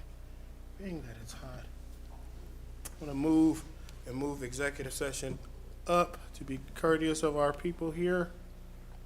Pursuant to section 121.22G2 of the Ohio Revised Code, I move that this board go into executive session. This meeting is being held to consider the appointment or employment of a public employee. Do I have a second? Second.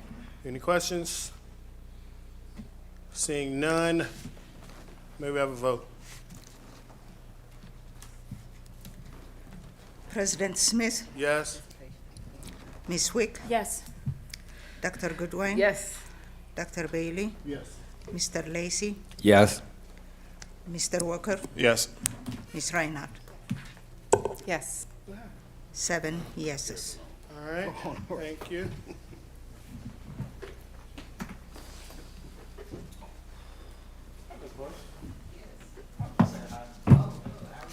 Ms. Bush was my middle school teacher at Kaiser. Before I got sent, Sure you don't have questions for him? before I got sent to in-school suspension.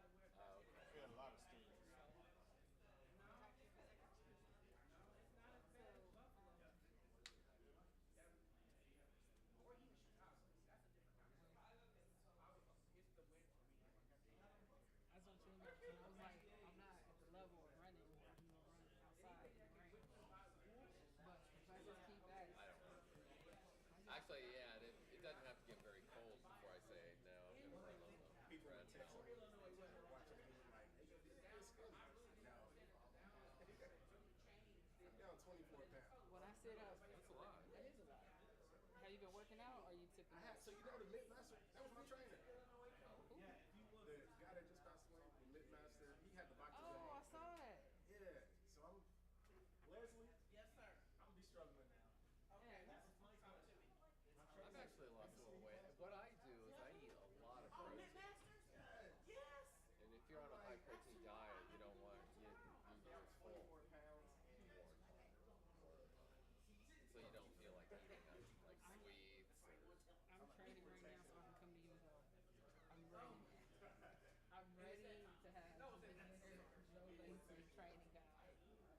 So I can look like this when I'm in my 60s.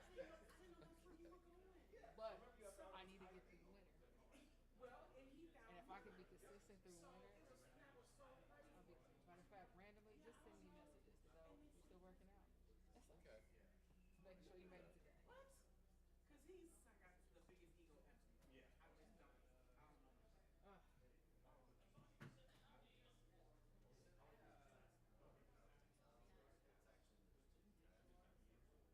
just don't. I don't know. Tired? We got a lot of this. This usually goes fast. My husband, she's getting paid.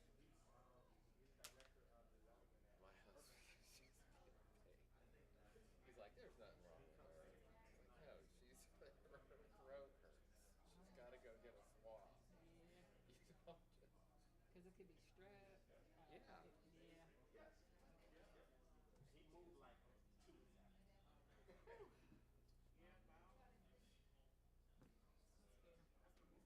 Look at Mr. Lacy being absent. What's he doing? I just got home. She's been. She said, I've been telling you this. I've been telling you. I keep telling you all the time that my throat hurts. You have not once said. She has never once said. You know what she has been having a problem with? She got an eyelash in her eye. And then, over the weekend, that was it. We had to go get it flushed out.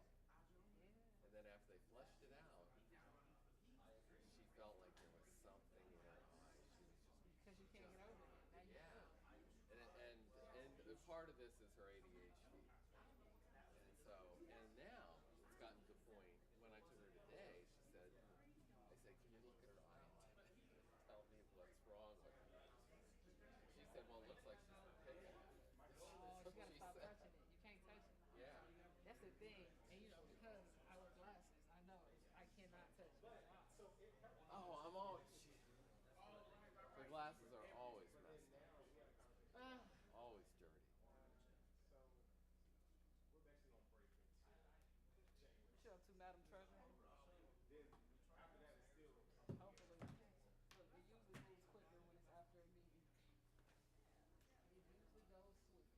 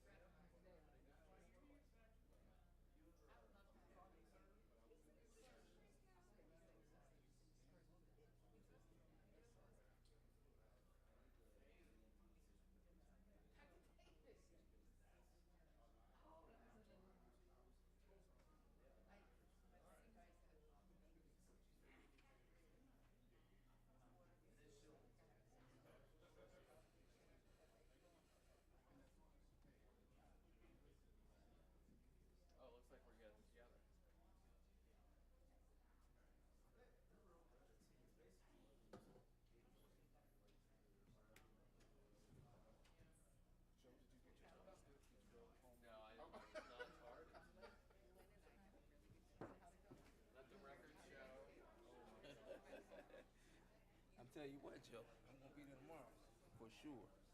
About that.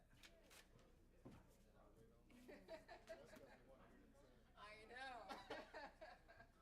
I don't, yeah, I can't tell, because I don't, I usually don't walk by the. Oh, man.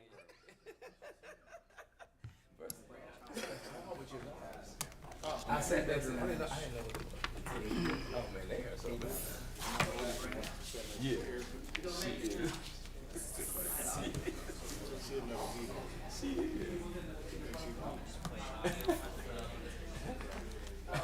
No, we had a ball.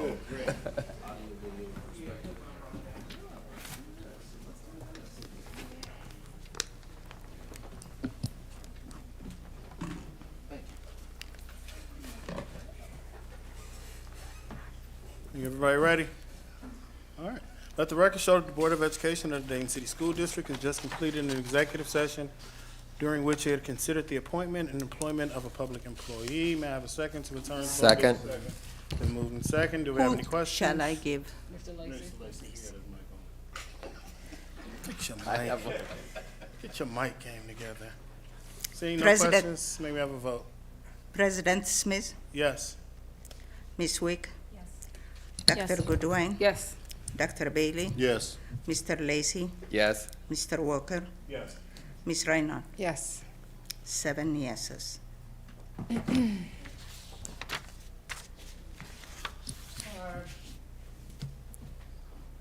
Dr. Lawrence? Let's take it away. I recommend the approval of the following administrative appointments. So moved. Second. It's been moved in second. Any questions? Yes. Okay. What is the need for principal mentors if we already have other ones on contract? Well, Ms. Minor's gonna come on up and talk about that.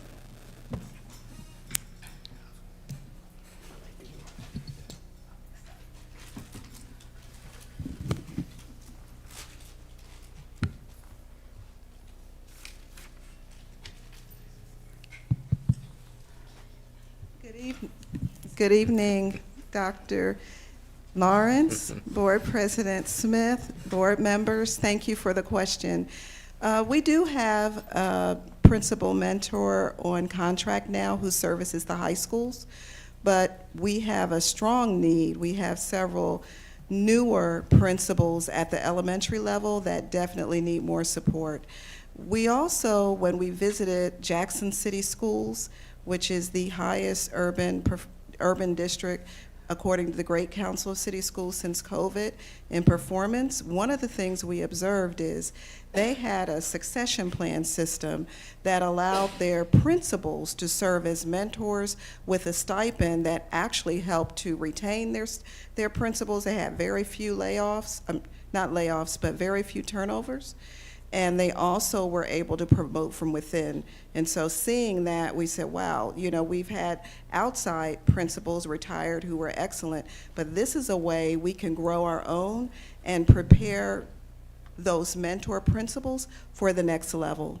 And we want to make sure that we set systems up for success for the district during this tenure and beyond. So, 2 questions as a follow-up to that. Number one, Dr. Lawrence, you all have brought us a salary schedule before that had a lead principal role on there. We had said no to that, so to me, this looks like another way of doing that exact same thing that we already said no to. I'm sorry, we didn't say no as a vote, but we had basically said to pull it off. The second part of that is, where's the data that shows that the current principal mentors, how are they tracking? What is the success rate with that? Some of those that we did approve are actual elementary principal mentors that are on consultant piece. So where does this position come from? Because it doesn't exist currently.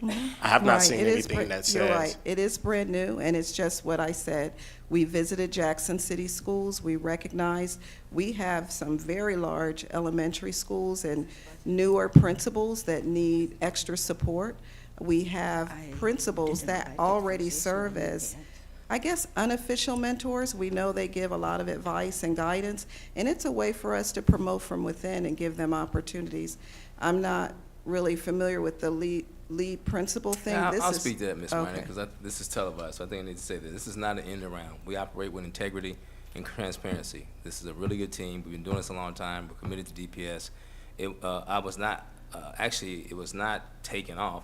It was a conversation around it. And actually, the conversation was around one person and that role. And so we, No, it was about that position and other people that would then qualify for that as well. yeah, well, we took it off the schedule, but this is not a way around that. So I'll pass to Dr. Goodwine. Just quick. Oh, go ahead. You can go next, but I just want real quick in here. No, go ahead. I didn't know. The positions here, are they within our budget? Have you guys worked with Treasury on this one? Yes, it is within our budget. We do have funding to pay these supplementals. Which funding source would it be coming from? We're using it from the chief of elementary, that budget line. We have additional dollars. Okay, and these positions here, how were these individuals selected? Like, was there an application process? Yeah, we posted because, we wanted, obviously there are some that are some of the more seasoned and highly skilled principals, but we wanted to know who's interested. So we did post and get applications, and we did do interviews and then selected it from there. And the trip, you said the school, you mentioned, when did you guys take a trip, or when was that model looked at? It was just Jackson City Maybe a Schools, month and a half ago, maybe? So maybe in October. It was this year. would it be more prudent to look at this for something to add next year, since you're in the middle of a cycle? Well, we need, let me put it this way. We have some very committed principals that are doing the very, very best they can. And the principal position itself is extremely challenging. And when one principal was told, we're going to try to make an arrangement for you to have a mentor to talk to, because sometimes they may not want to talk directly to their supervisor, she was so grateful and overwhelmed, she teared up. So I'm looking at it from a humanistic situation of what we need to do. Then when I think about the benefit to the district, with a lot of the people on the superintendent's cabinet within years of retirement, how are we developing the next set of central services leaders to make sure they have some district-wide leadership skills?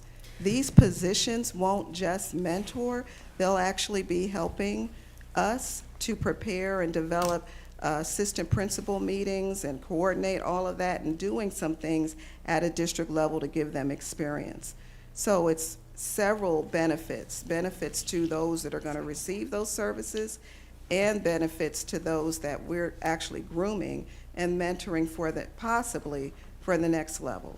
So I hear that piece of it, but as you just mentioned too, everyone on our, let me ask Dr. Lawrence, everyone on your cabinet, have you all been principals at some level, K through 12? The academic individuals. Not all of them, but most. So why, at this point, because my concern is that it's coming in the middle of a project and it's a month that you looked at something else versus you actually vetting it out and it's starting in the next school year in another budget cycle and that piece of it.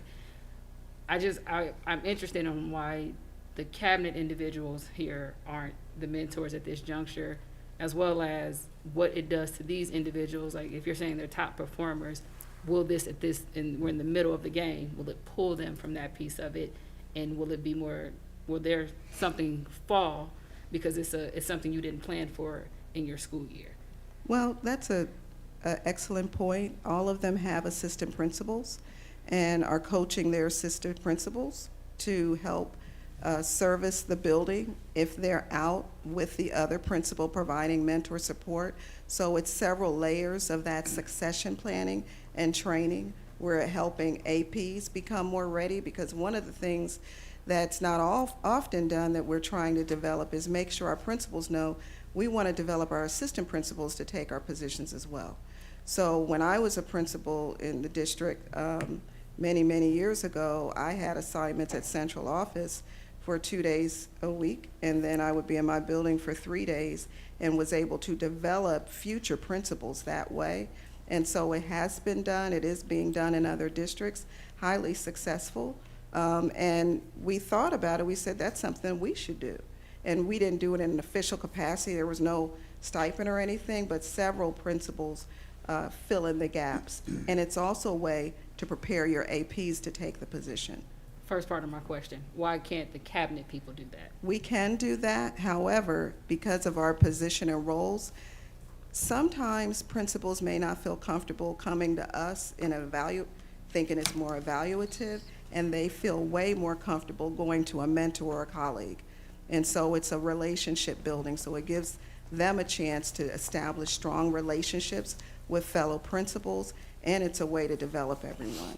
Have you also, No, you go ahead. I'm gonna say, have you, because feedback that I've heard from our principals at many levels is that they feel a little overburdened about the amount of administrative tasks that are pulling them away from the buildings. And it's not matching what you're telling me right now on that piece, that we have this imbalance here of, I'm not saying it's these three individuals, but I'm saying Right. the feedback that I'm receiving at this point of the school year is that our principals as a entire body are overburdened with administrative pieces that takes them away from really pushing or being able to fully develop their buildings. So just something to consider right there, because as you just stated, people may not be telling you that in that capacity of Right. it, but it is a messaging that is out there. I'm gonna kick it to Dr. Bailey. I think Dr. Warren, did you have something? I got a couple of things. So one, you said that you used to mentor. Did you get a stipend for that when you No. mentored? I mean, I didn't have an official position as a mentor, but I did assignments for central office. Okay. And I unofficially helped many principals, and it helped to prepare me for district level work. But of course, when you're in the middle of the work, you're not even thinking like that. Yeah. But having a succession plan or a strong intentional plan, we have thanks to you all, we have an Academy for Future Principals. We also are developing future teachers. We're getting ready to start a cohort of paras to become teachers, and this is the level that there's a gap. And we want to provide this type of opportunity to all levels in our district. So those principals who are not overwhelmed and do need a challenge, because some of them in the interview said they've been doing this for over 10 years, they've got it, they need something more challenging, it gives them something to do. It gives them something to stretch and grow their leadership, which is what we want to do. We want all levels to be able to grow. I agree, Dr. Goodwine, we know there's some that are overwhelmed that need extra support. That's what this is about. But we also have some that are highly skilled that have everything going, but they don't have a challenge within itself at this point, and that's what we want to provide as that opportunity for them. My other thing is, when you went to Jackson Center and they had their mentors, do you know how much they were paying their mentors? No, we came up with this because it's what we've paid our other mentors. Yeah, I just have I guess I have a problem with $10,000. They're making over $100,000 now, and then you're talking about giving them another $10,000. So with that being said, exactly what would they be doing in their mentoring to condone $10,000 worth of justify work? that, yeah. So the first thing, and we do have a very comprehensive job description that we'll make sure, we don't know if you all got it, we'll make sure you get it, which lists out everything they'll have to do. But one thing we also recognize is these veteran principals that we have, and they're very committed to Dayton Public Schools, and I'm not implying that they would do this, but many of them could go and be an assistant principal today and make more money. So when we look at the $10,000, we didn't feel that if we're paying the other mentors that much, we definitely want to value this group of mentors, and that's where it came from. But they are going to be responsible for assistant principal monthly training meetings, which is extensive, as well as providing the support, the leadership support, to a minimum of 2 schools. With the So- training, is this going to be combined with all of them together, or this individually? They they'll can set work something? as a team and then lead these professional learning sessions. They know, because they're actually seated in the position, what it takes, and we'll obviously work with them on it and make sure everything's aligned to our academic plan. But it's going to be a new way or another way to provide additional support to the future leaders in the district. We want to make sure that we have a strong core and a strong bench and next set of leaders, and this is one way to do it. And is this something that's going to be every year, or is this just going to be? I mean, we'd like to make it part of an official succession plan. Right now, as I said, we've got a succession plan for paras and other people that want to go into teaching. And we're partnering with agencies to get their courses paid. We even have educational programming and CTE for our students that want to be teachers. We have a cohort of future principals that are teacher leaders. We don't have any system to help train principals to take it to the next level. That's missing. So we don't ever want it to go away. So, kind of in my opinion, I look at you guys, the salary scale here at Dayton Public. I think it's pretty top heavy, and I don't have a problem with a person being compensated for doing extra duties, but it's just kind of hard for me to look at another $10,000 when you're making over $100,000, and you should be helping your coworkers anyway. So that's just kind of where I'm at. That's it for me. Got one more. All right. Compared to our other consultants, those individuals don't necessarily work for the district, correct? The outside mentors, correct. So, yeah, I think we've that's- got one this year. So I think that's a distinguishing point, that these individuals, their salary on top of their benefits, but then now we would be pulling them away from some things and adding something else that we didn't actually pay them to do. I mean, I think it's a good idea of the succession planning. I am struggling with the dollar amount with Okay. it because of, like, we are Yeah. top heavy at the moment in that piece of it, and I agree with my colleague to the left of me that if that, like the other places that you mentioned, we don't compensate all those succession plans, do we?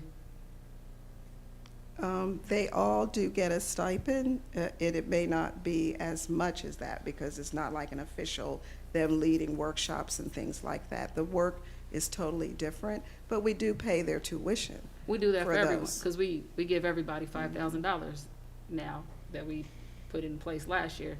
So that, I mean, we do have some incentives built into it. But that's all. Thank you.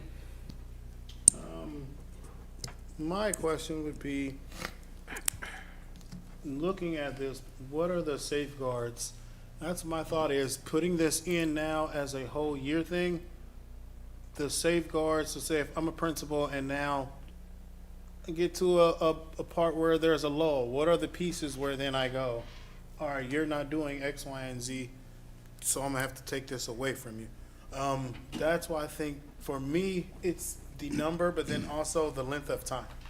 And then trying to figure out, where do we separate being a professional mentor from being a paid mentor?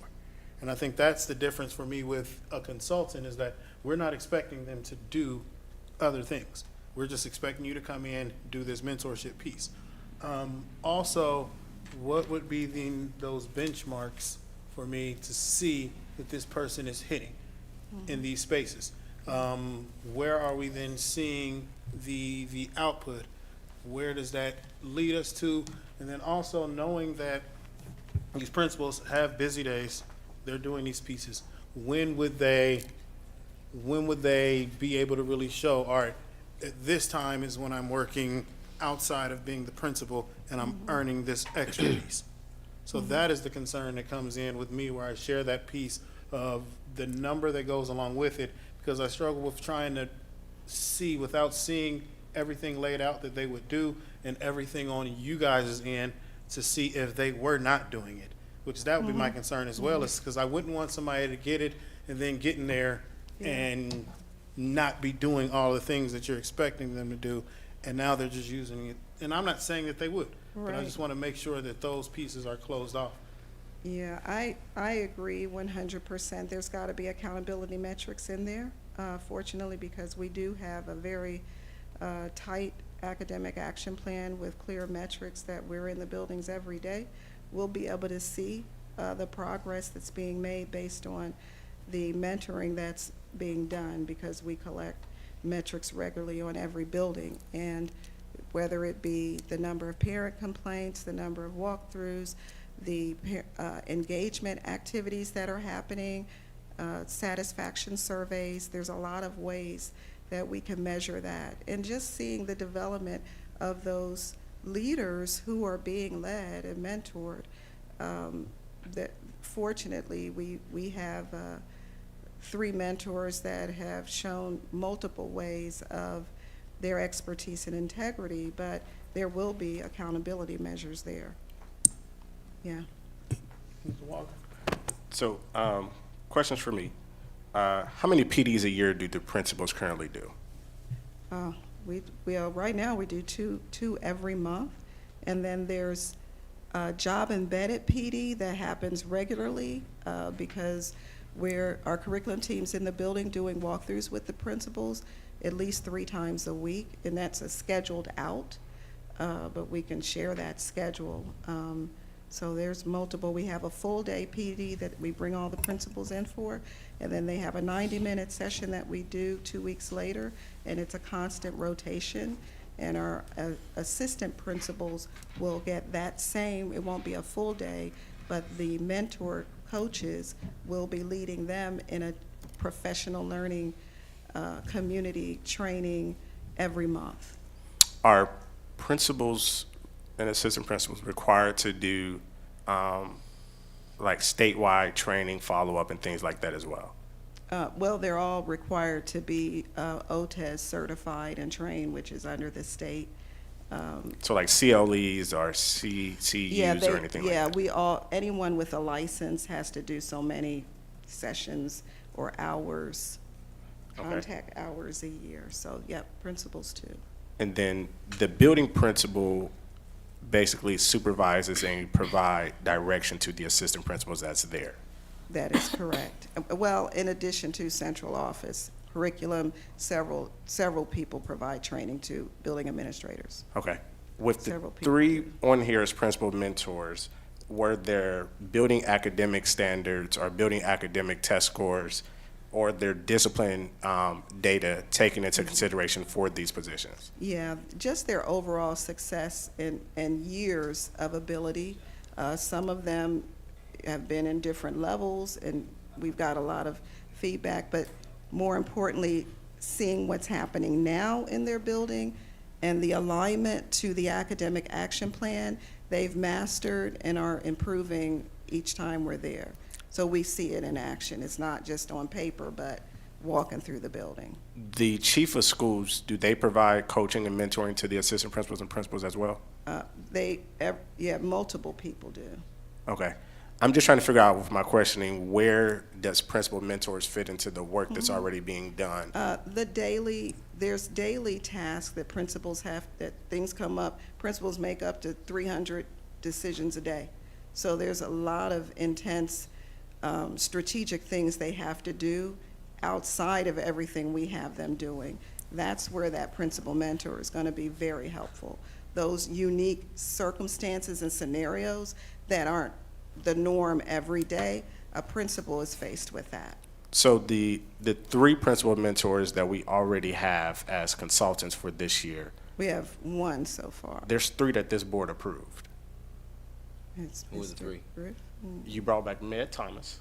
Who? Meg Thomas. You're right, yes. Griff is another one, and then there's another one that you brought back as well. They're all on the same board doc agenda that we approved.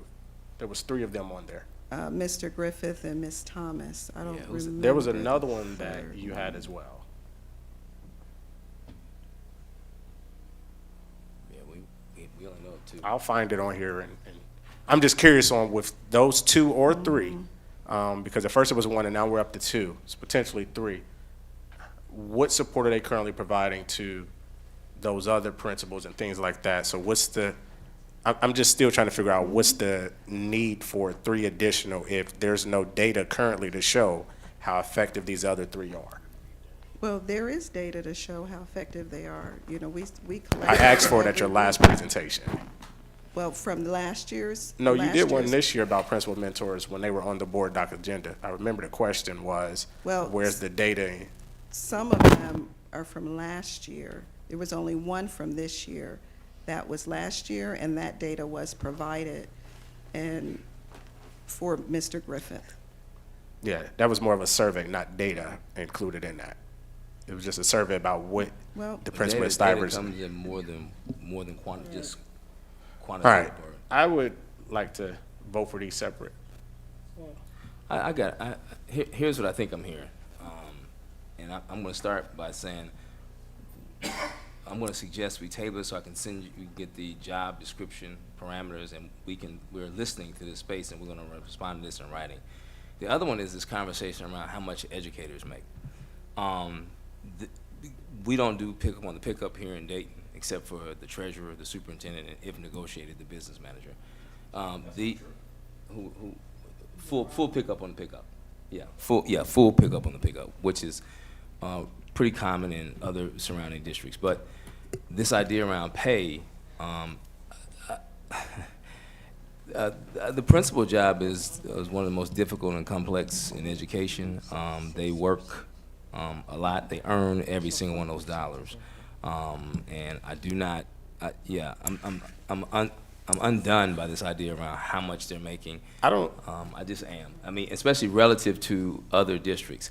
But we want to table it, send you the information, and then. That's fine. Yeah. I think for me, it's not what the principals make. We're Okay. a district that is top-heavy at central office that takes away from the building salaries and Okay. things like that. Okay. I motion that we table items A3, A4, and A5. I'll second it.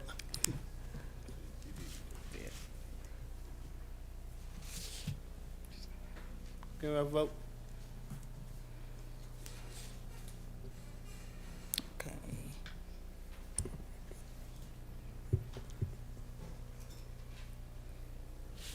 Okay.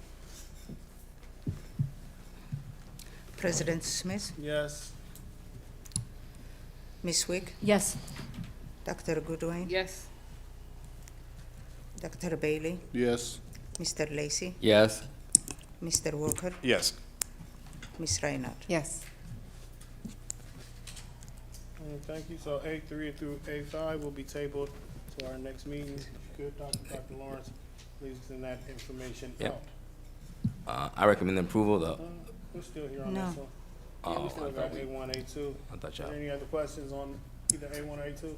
Not necessarily a question, just want to thank Ms. Niles for her service today in public schools. I know that she's a great asset at Meadowdale and will truly be missed. And I look forward to, Mr. Davis and Ms. Thompson over there adding their 3rd person to their team. Appreciate that. Anyone else? All right, seeing none, may we have a vote? President Smith, Yes. Ms. Wick, Yes. Dr. Goodwin, Yes. Dr. Bailey, Yes. Mr. Lacy, Yes. Mr. Walker, Yes. Ms. Reinhardt. Yes. 7 yeses.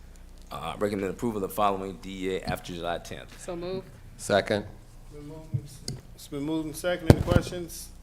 Seeing none, may we have a vote? President Smith, No. Ms. Wick, No. Dr. Goodwin, No. Dr. Bailey, No. Mr. Lacy, No. Mr. Walker, Abstain. Ms. Reinhardt. No. 6 no, 1 abstain. Dr. Lawrence? I recommend approval of the following certified appointments. So moved. Second. It's been moved and second. Any questions? No questions, just thank these individuals for their service today in public schools and good luck on their retirement. Thank you. Anyone else? Seeing none, may we have a vote? President Smith, Yes. Ms. Wick? Yes. Dr. Goodwin? Abstain.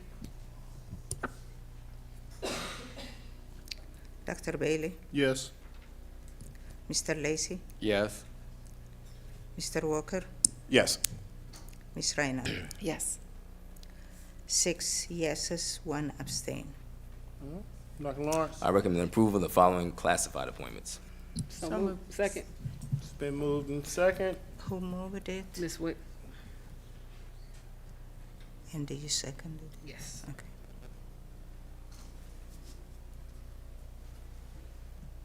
Any questions? Seeing none, may we have a vote? President Smith? Yes. Ms. Wick? Yes. Dr. Goodwin? Yes. Dr. Bailey? Yes. Mr. Lacy? Yes. Mr. Walker? Yes. Ms. Reinhardt? Yes. 7 yeses. Dr. Lawrence? I recommend approval of the following classified exempt employees. So, second. It's been moved in second. Any questions? Seeing no questions, may we have a vote? President Smith? Yes. Ms. Wick? Yes. Dr. Goodwin? Yes. Dr. Bailey? Yes. Mr. Lacy? Yes. Mr. Walker? Yes. Ms. Reinhardt? Yes. 7 yeses. Dr. Lawrence? I recommend approval of the following athletic supplemental appointments. So moved. Second. Any questions? One comment. Yes. Shout out to Mr. Walker for being persistent on the flag football coaches. Shout out to Chief Jones for actually making sure that this happened. Good to see that this second year that program is actually moving forward with compensation. Anyone else? I would echo my colleague, but my question would be, are there currently any other athletic openings?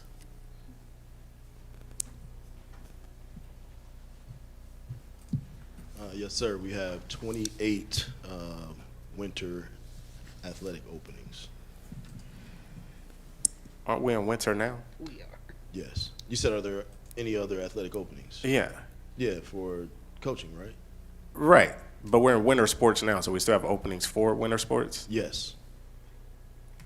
Okay. Can you send us an updated report on building-wise where that is? I'll send it right now. Thank you.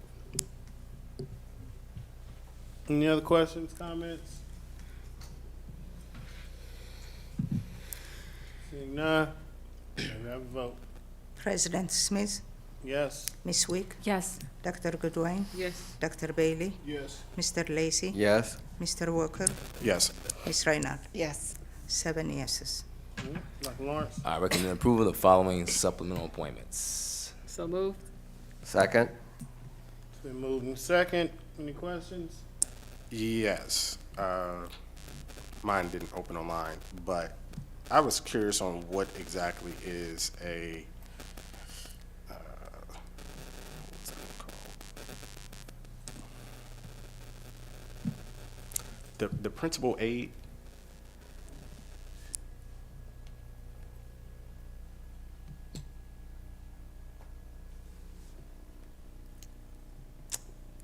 I don't see a.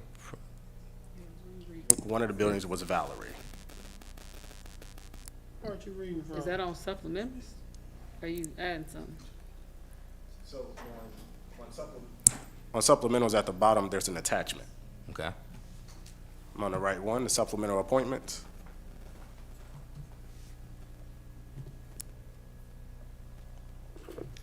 The extra duty position, principal aide, is located in the DEA contract.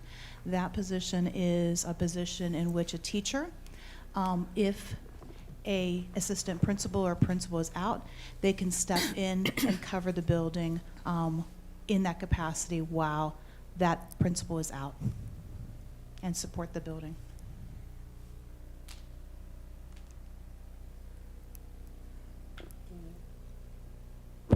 Any other questions from Ms. Spurlock while we have her up? Seeing none, appreciate that explanation. I have one question. Yes. Why are those supplementals not listed on the agenda with everything else? Like, why do I have to go to Google Drive to see those?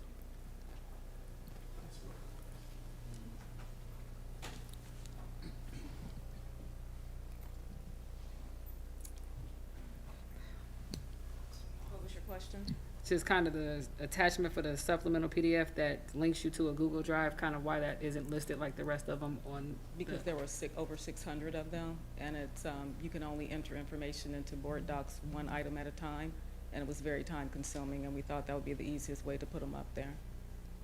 Okay, thank you. On the supplemental, one of them has a referral bonus on the supplemental list. Is that, I thought those are typically separate on a different thing.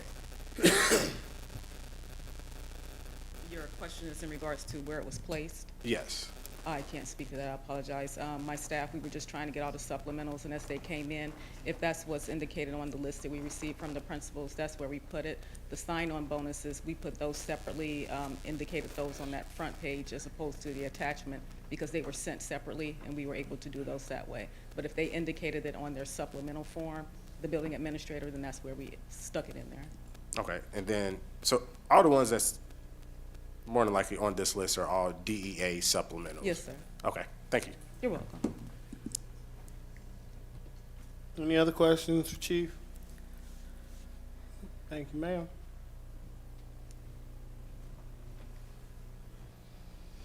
Any other questions? You got one? Yeah, there was a change on the dispensing medication from $1,000 to $250. Was that just by mistake on the previous thing? Contract, yeah. Okay. All right. Seeing no other questions, let's have a vote. President Smith, Yes. Ms. Wick, Yes. Dr. Goodwin, Abstain. Dr. Bailey, Yes.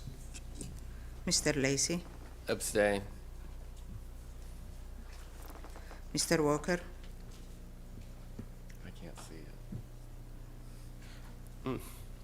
Yes. Ms. Reinhardt. Yes. 5 yeses, 2 abstain. All right, Dr. Lawrence. I recommend approval of the following administrative and DSS salary schedule. So moved. Been moved and second. Do we have any questions?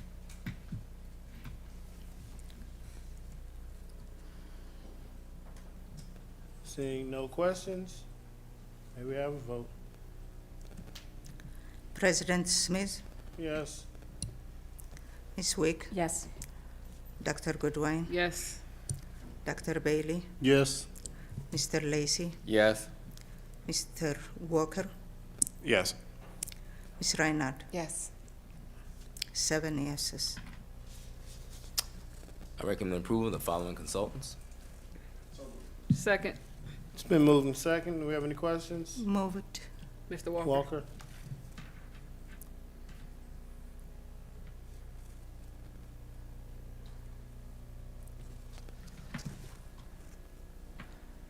Any questions? Seeing none, may we have a vote? President Smith, Yes. Ms. Wick, Yes. Dr. Goodwin, Yes. Dr. Bailey, Yes. Mr. Lacy, Yes. Mr. Walker, Yes. Ms. Reinhardt. Yes. 7 yeses. Dr. Lawrence. I recommend approval of the following contracts. 48-hour waiver first. Oh, I'm sorry. Get this together.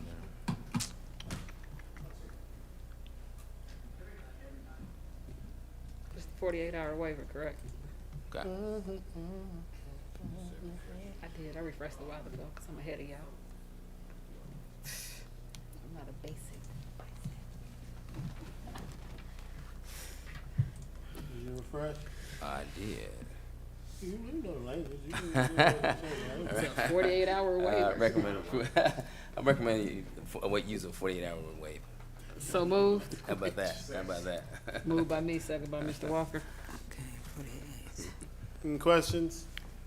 Seeing none, may we have a vote? President Smith, Yes. Ms. Wick, Yes.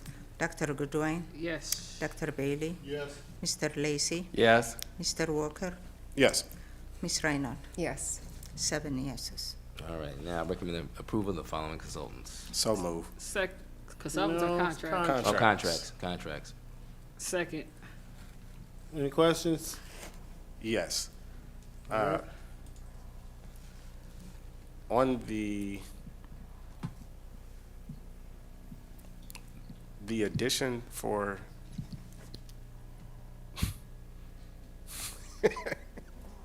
the athletic trainers piece.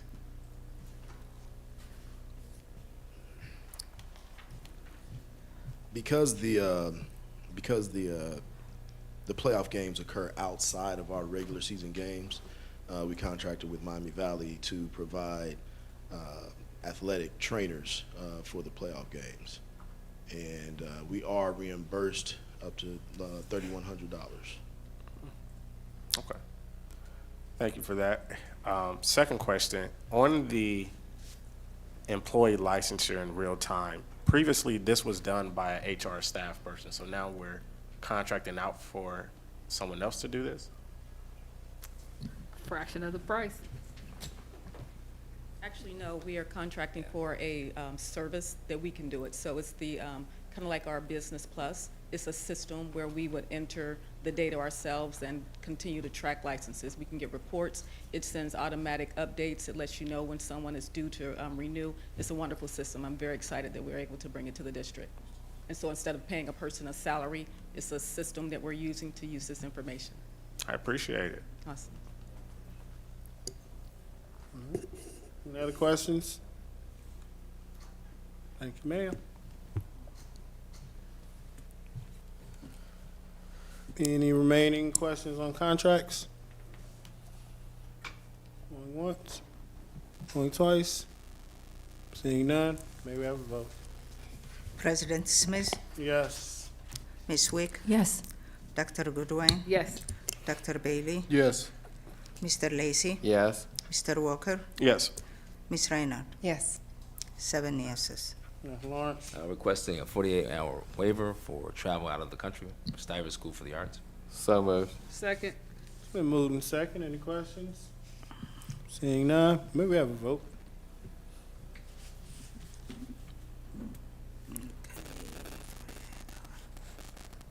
President Smith, Yes.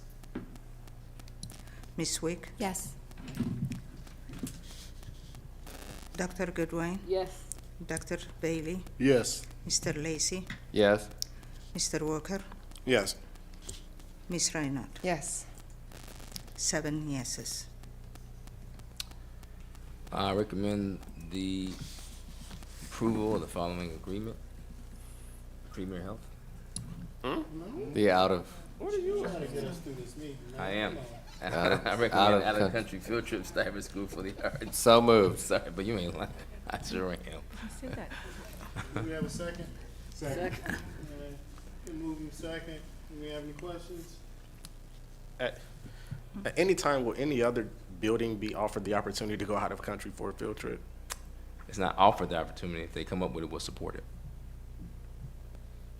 Has it been presented that that's an option for them to look at? They watch this meeting, they hear it on the day. Yeah, they hear I'm it. just saying, you said it before at a meeting, and Damn. Somebody run and tell them that. Mr. Walker, just shoot him an email. I got you. Let's do it. I got Matter you. of fact, tag in this clip and go. Dr. Lawrence said, you can go. Let Bell my band go. Seeing no other questions? You hear that, Mr. Williams, roll back? Submit something. Say something. Get up out of here. May we have a vote? President Smith, Yes. Ms. Wick, Yes. Dr. Goodwin, Yes. Dr. Bailey, Yes. Mr. Lacy, Yes. Mr. Walker, Yes. Ms. Reinhardt. Yes. 7 yeses. I recommend approval of the following agreement. Premier Health. So move. Second. Been moved and second. Do we have any questions? Seeing none, may we have a vote? President Smith, Yes. Ms. Wick, Yes. Dr. Goodwin, Yes. Dr. Bailey, Yes. Mr. Lacy, Yes. Mr. Walker, Yes. Ms. Reinhardt. Yes. 7 yeses. recommend approval of the following articulation agreement with Sinclair Community College. Can we take H, I, and J together?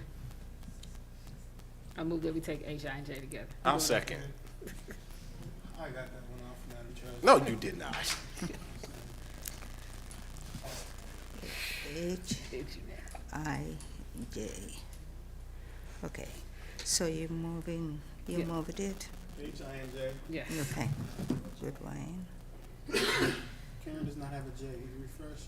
The academic for Trotwood or Jefferson and Trotwood is J.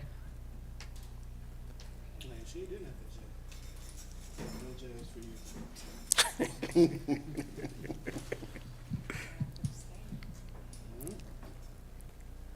Any questions? Seeing none, may we have a vote? President Smith, Yes.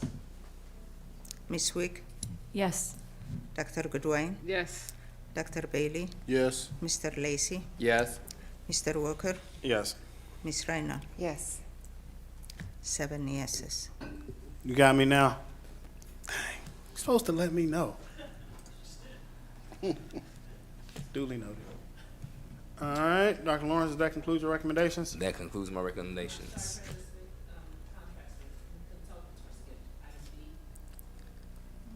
What? You sure? We did that one.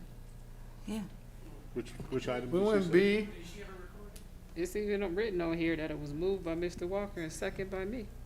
Yeah, we went B. B, yeah. And Dr. Lawrence said consultants twice on contracts. You tried to. Just trying to get my live playback. Does she would have it? Yeah. Okay. Okay. Yes, that concludes my recommendations. All right, thank you, sir. I appreciate you, sir. Madam Treasurer?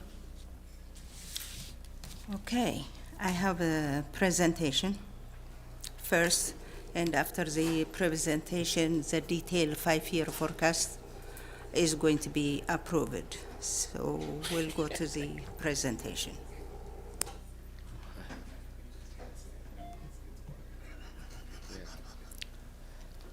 She knows the future.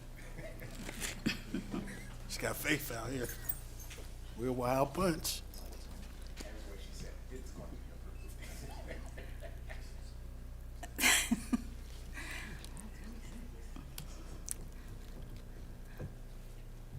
Okay, Sharice. Okay. We all have it, so. You can start going, Madam Chair. Okay. This 5-year forecast is for November 19, 2024. We will go to the next slide. The purpose of this forecast is, the purpose and objective is as follows: to engage the Board of Education and community in a long-range planning and discussion of financial issues facing the district. 2, to serve as a basis of determining the school district's ability to sign the certificate required by ORC 5705 for .412, commonly known as the 412 certificate, to provide method for the Ohio Department of Education and Auditor of State to identify school districts with potential financial problems. Next slide, please. Okay, school districts are required to file 5-year forecast by November 30th and May 31st of each fiscal year. The 5-year forecast includes 3 years of actual and 5 years of projected general fund revenues and expenditures. Our forecast is being updated to reflect the most current economic data available to us for the November filing. So what we did in here is we look into historical data and of our revenues and expenditures, and we analyze accordingly. So on this one,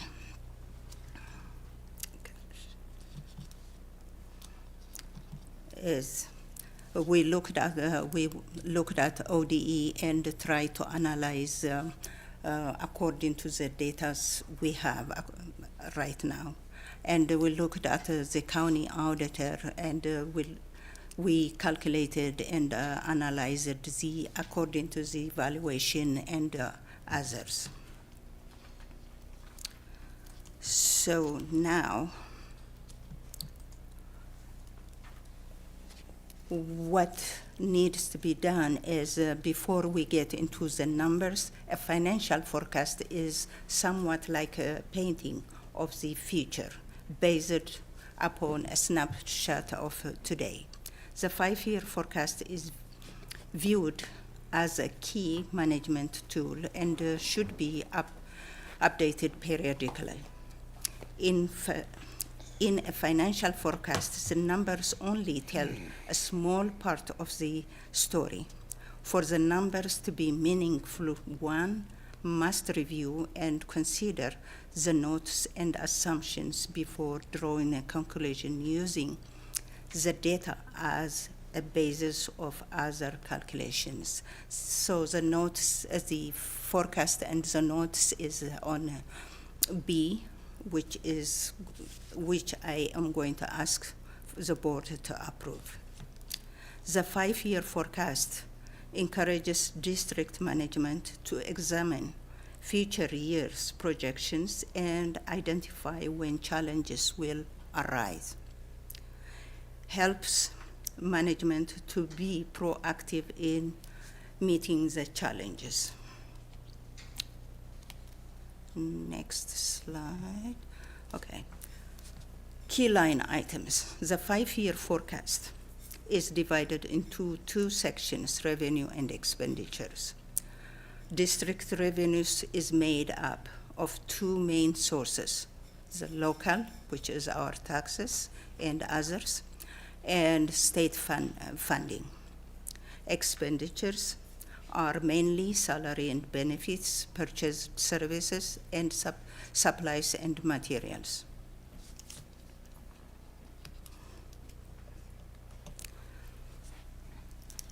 Estimated general fund revenue for fiscal year 2025 is our estimated operating revenues are $229.5 million. So these are like state foundation 59%, other state, which is homestead rollbacks 2.9%, real estate taxes 26.7%, PAP tax 4.9%, and other local. Other local is our interest revenues and miscellaneous.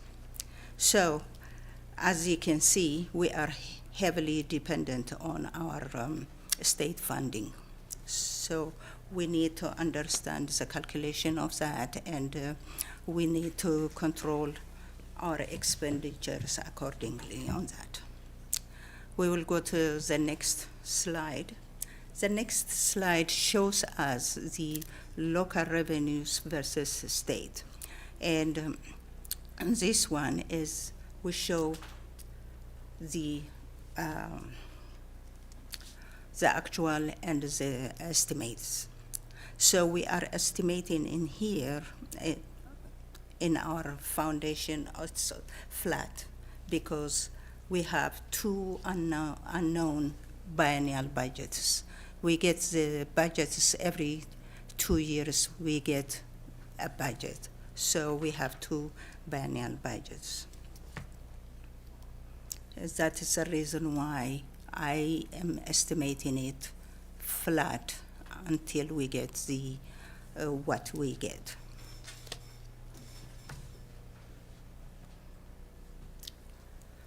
Next slide.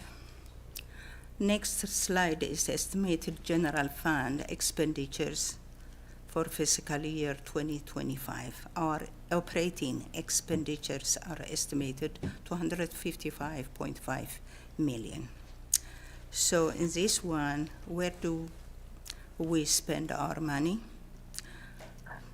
Our money is 51% goes to wages, 19% goes to benefits, 21% goes to purchased services, 3% goes to capital, and 1% others.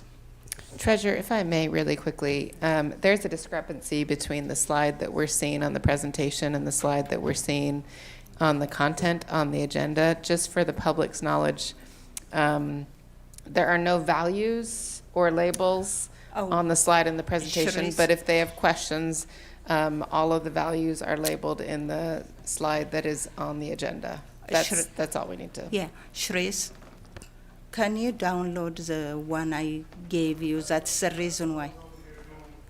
That's why I came over here. It's something in the way the format is that gets sent over to connect with what's being put up. And that's why the subtitles and things that are on there don't show up. So it's something inside of how it's being sent or the type of file that you're seeing. If it doesn't, If she if it won't show up, download it. PowerPoint, yeah, that's what I sent.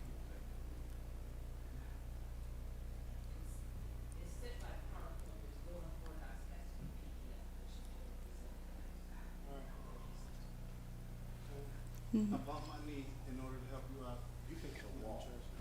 Say what? You can kill the wall. It is here, okay, that's good. All right. Appreciate you, Ms. Karen, Ms. Kidd. Okay.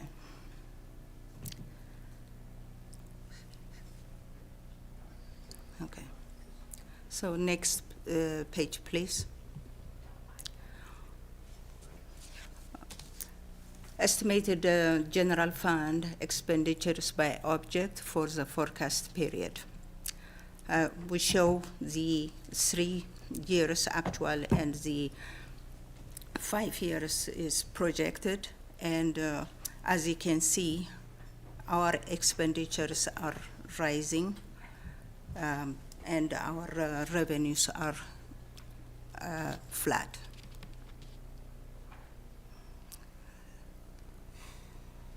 Next slide, please.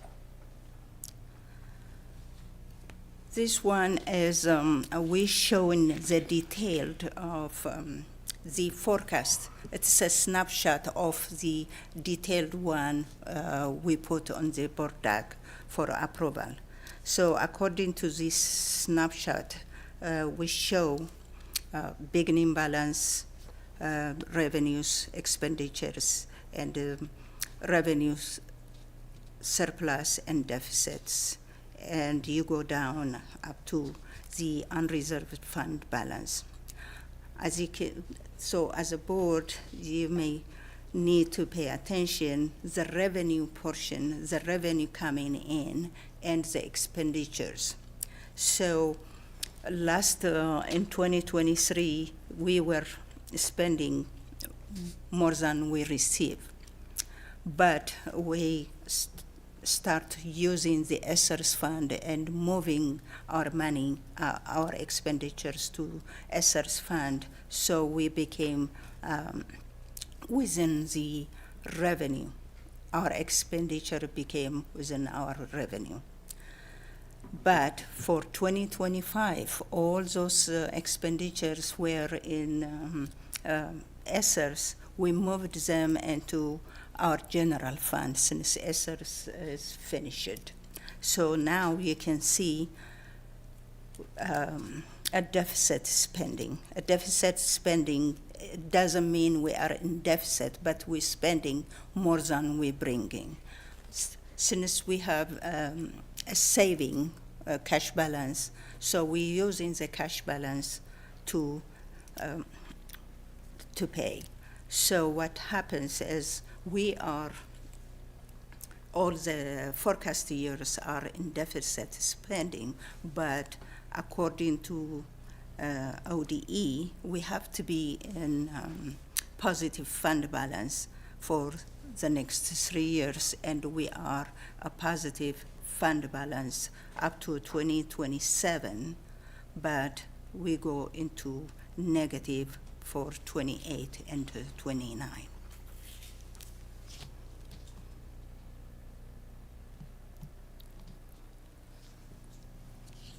So in here, just to show you the revenue, expenditure, and the cash balances. As you can see, our expenses are rising, but our revenue is flat. That means our fund balance is going down. So cash balance is positive up to 2027 and falling quickly. And according to the board policy, we have to reserve 5%. So we have a reserve, we fund our reserves up to 2027, but after that, since we don't have that, the reserve, we cannot reserve.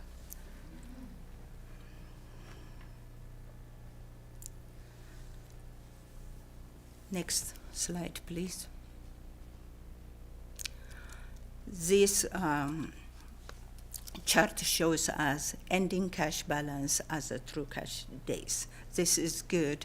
If we don't bring any revenues, how long can we sustain or operate?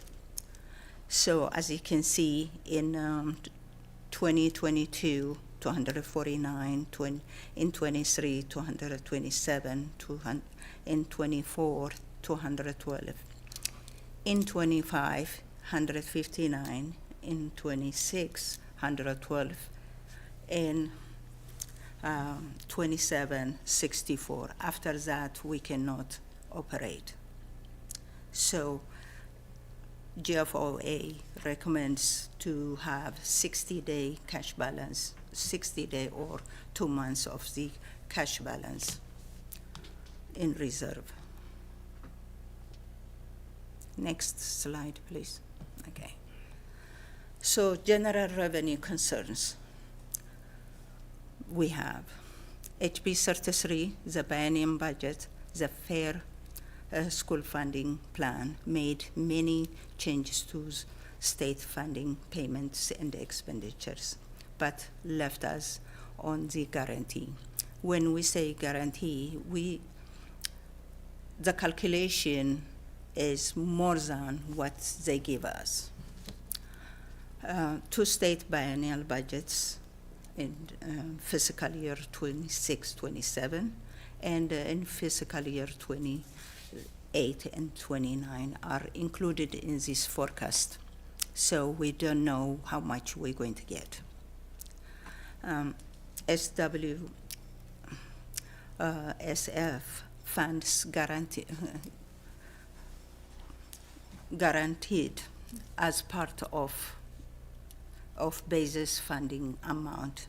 Expenditures will be absorbed into the general fund in 24 and beyond. So it used to be in 467, now we are absorbing it in general fund.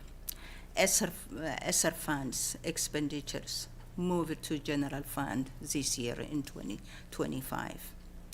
General fund expenses are still projected to spend more than we receive for long term. Those are the revenue concerns we have. General financial challenges. HB House Bill 33, we are guaranteed district. There is no increase in guaranteed districts. Future funding is uncertain still for 26, 29, from 26 to 29 as fair school funding plan, not funded beyond 2025. College Credit Plus, excess costs, tuition, and tuition are expected to increase going forward. We know master facility plans, we need the upgrade or updates. Contract negotiations, transportation, and curriculum. All these challenges we are facing for the future. Besides that,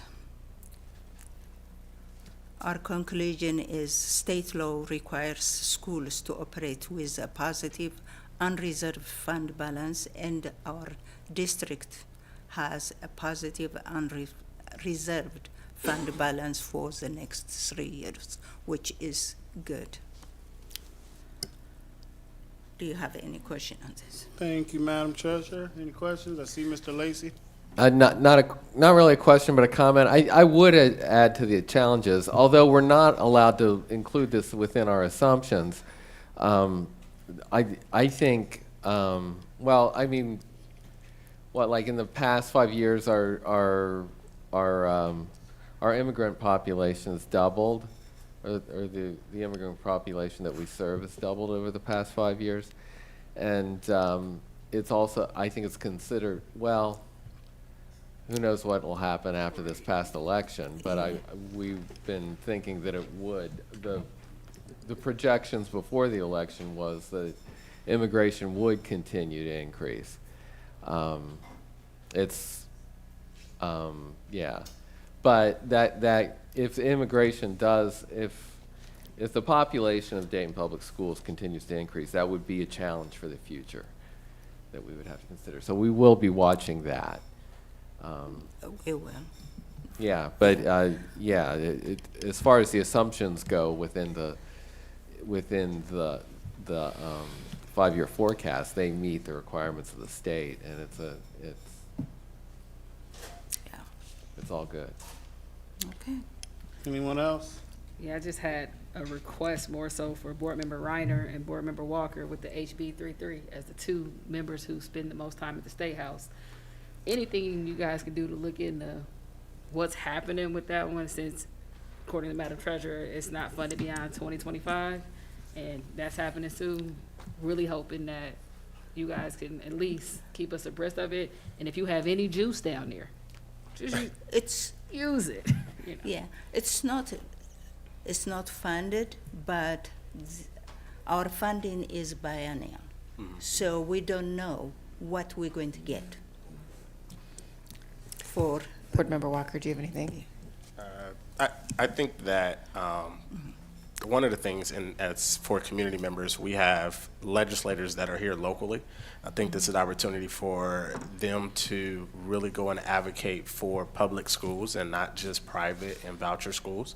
I think that on the state level, it is one party central controlled on all sides.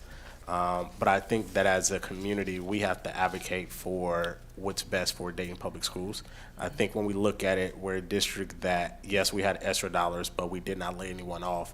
We have not put a levy out or anything like that. I think the community should call their state legislators and advocate. I think as board, as legislative liaisons and things like that, I think we can spend more time in meeting with those legislators and advocating for more dollars for Dayton Public Schools as well. Board Member Reiner? Thank you. So, Dr. Goodwine, that's a good point that you raised. For the public, if they're not understanding, the state biennium budget happens every other year. House Bill 110 was passed a couple of years ago, and that was the start of the Fair School Funding Plan. And it was the assumption that it would be phased in over 6 years, which means it's over 3 biennium budget bills. I actually testified in favor of as an interested party in favor in regards to 110 a couple of years ago. And then House Bill 33 was a renewal of years 3 and 4 of the Fair School Funding Plan. And then we're already starting to prepare for the biennium budget bill process that is going to be happening next year for years 5 and 6. Now, a lot of that does depend on the interesting developments in the speaker race that has happened in the last couple days. There is a hope that this state will honor the promise with House Bill 110 and continue funding this Fair School Funding Plan. I know that I'm already working with groups to look at and dig in specifically funding for our ELL population all over the state. And I've been talking with legislators about the funding, the continual funding that's going to be happening. I would be happy to bring you updates as that happens. Thank you, Dr. Goodwine. And I'll add as well, state legislator currently is in lame duck season. And I think that's an opportunity really to look at what may be pushed through. Legislators tend to put things like this inside of other bills. But yes, as Board Member Reiner said, the speaker race is very intense right now with who that may be and what their plan is with committee assignments and things like that to see if this will be something to continue or not. Do you have juice? Well, I know I do. Just to clarify, the renewal and the continuation of the Fair School Funding Plan will not happen in lame duck. That will be next year in the biennium budget process. You guys want to tell people who don't know what the lame duck means? Sure. This is the end of the General Assembly, and there are a lot of bills that have been going through the General Assembly. And now that we are past elections, it is, and we have the calendar deadline at midnight on December 31st, everything resets. So everything that everybody wants to get done has been putting off because the State House was in recess for several months over the election season. Now they're back, and they are going to be putting the fast track on a number of legislative pieces, some of which I have in my update later. And it's the process of, as a legislator that may not have been reelected, if you have a bill that is out there, this is the only opportunity that you get to potentially pass that bill. And if not, then it goes away with this new legislator and has to be reintroduced and things like that. Thank you both for taking the opportunity to educate our viewers at home.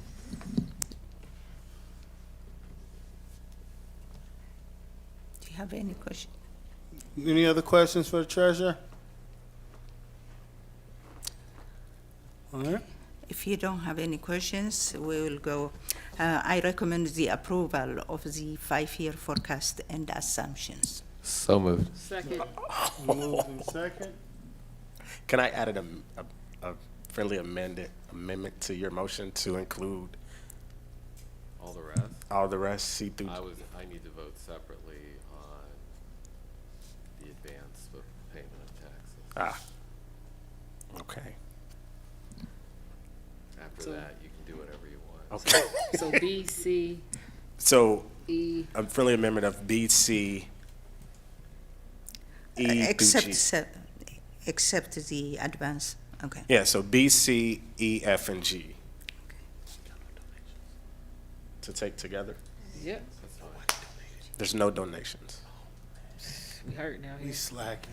We're not living right. Okay. President Smith, President Smith, she's Yes. calling on you. Ms. Wick, Yes. Dr. Goodwin, Yes. Dr. Bailey, Yes. Mr. Lacy, Yes. Mr. Walker, Yes. Ms. Reinhardt. Yes. 7 yeses. That's dastardly. Okay, let me go to advances.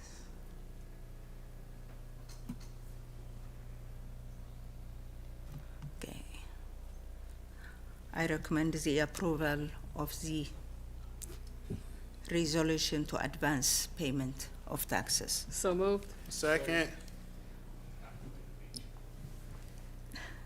Who seconded it? Dr. Bailey. Okay. all Mr. right. Smith was louder, but Dr. Bailey said it first. Okay. Seeing no questions. Okay, President Smith, Yes. Ms. Wick, Yes. Dr. Goodwin, Yes. Dr. Bailey, Yes. Mr. Lacy, Abstain.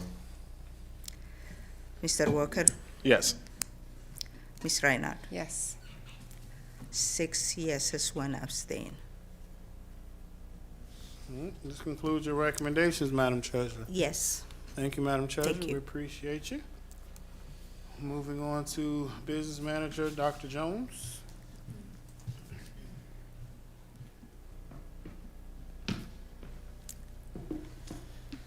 Good evening. I recommend ratification of Exhibit A, resolution in lieu of payment. So moved. Student less. Second.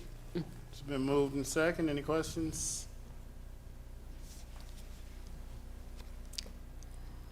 Seeing none. President Smith, Yes. Ms. Wick, Yes. Dr. Goodwin, Yes. Dr. Bailey, Yes. Mr. Lacy, Yes. Mr. Walker, Yes. Ms. Reinhardt. Yes. 7 yeses. Dr. Jones? Yes, and reference to B and C. I appreciate everyone's line of questioning and feedback last week. Chief Jones and I have had conversations over and over again about, what this looks like. I have reached out, as promised last week. I would go to our legal team and have a conversation with them about adding some of the language that Chief Jones and I both wanted to see in that memorandum of understanding. And so I won't read both. However, as you can see in the latter portion of the document, now therefore, in consideration of the mutual promises set forth below, the districts agree as follows. The districts agree to collaborate to create bylaws and regulations governing the participation of Trotwood and Jefferson in City League athletics. The districts agree to partner together for the purpose of adding both Trotwood and Jefferson Township to the City League in accordance with the bylaws and regulations created by the districts.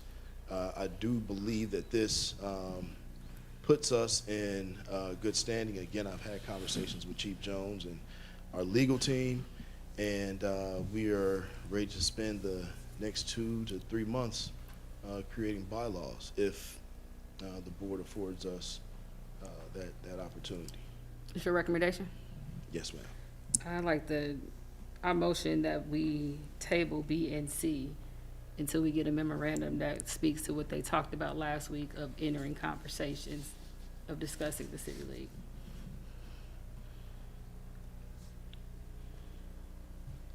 I'm sorry.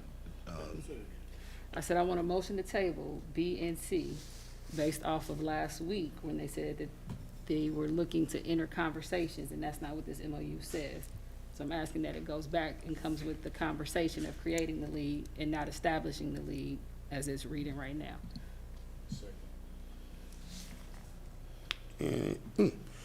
Any questions? For me, I'm reading it, and I don't know, I'm reading it as it's saying that all 3 districts are agreeing to come together to create the league. And that includes creating those bylaws.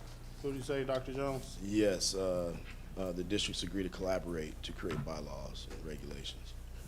Yes, so. And the collaboration is conversation. When would you expect to have those done? After hearing everyone's concerns last week, especially about going into basketball season, I would say at the conclusion of basketball season. However, I do believe that we could have a set of bylaws complete by January, maybe mid-January, February, and it would give the board some time to pick through each bylaw. So would that allow us to be able to have things set for spring of this year with those small sports, baseball, softball, boys volleyball, et cetera? Yes, if those bylaws did come to fruition, which I do believe we can accomplish, yes. Okay, so, and then voting on this tonight isn't saying that this is set, it's saying that we are moving forward in creating. In planning. If the bylaws don't come to fruition, this goes away. We don't expand the league. Okay, well, for me, I don't see a reason to hold off on the vote then. Yeah. For me, the conversation, the hour-long conversation that Board Member Bailey tabled at that point, this doesn't capture that, specifically the part that the chief of athletic asked for at least, actually she just said some time to get to this. Then we're asking, knowing that winter is our busiest season. Again, it's a rush process here. And if you guys are asking to just talk and have starting the conversations, the MOU should say that explicitly. It doesn't say that. And you are bound to whatever you sign. So that's where I am with it. I want to support the chief of athletics conversation from last week. And I actually want thought in all the other things that were mentioned. And again, the hour-long discussion that we had. And last week it was just put up for discussion. It wasn't mentioned that we would be voting on it this week. So now I feel a little deceived that we had a discussion last week and now it's brought up for a vote this week. So that transparency there, especially when there are still 2 more things that you guys are supposed to be hosting for feedback on that piece of it, that leaves a bad taste for me. But again, whatever the board's will is what will happen.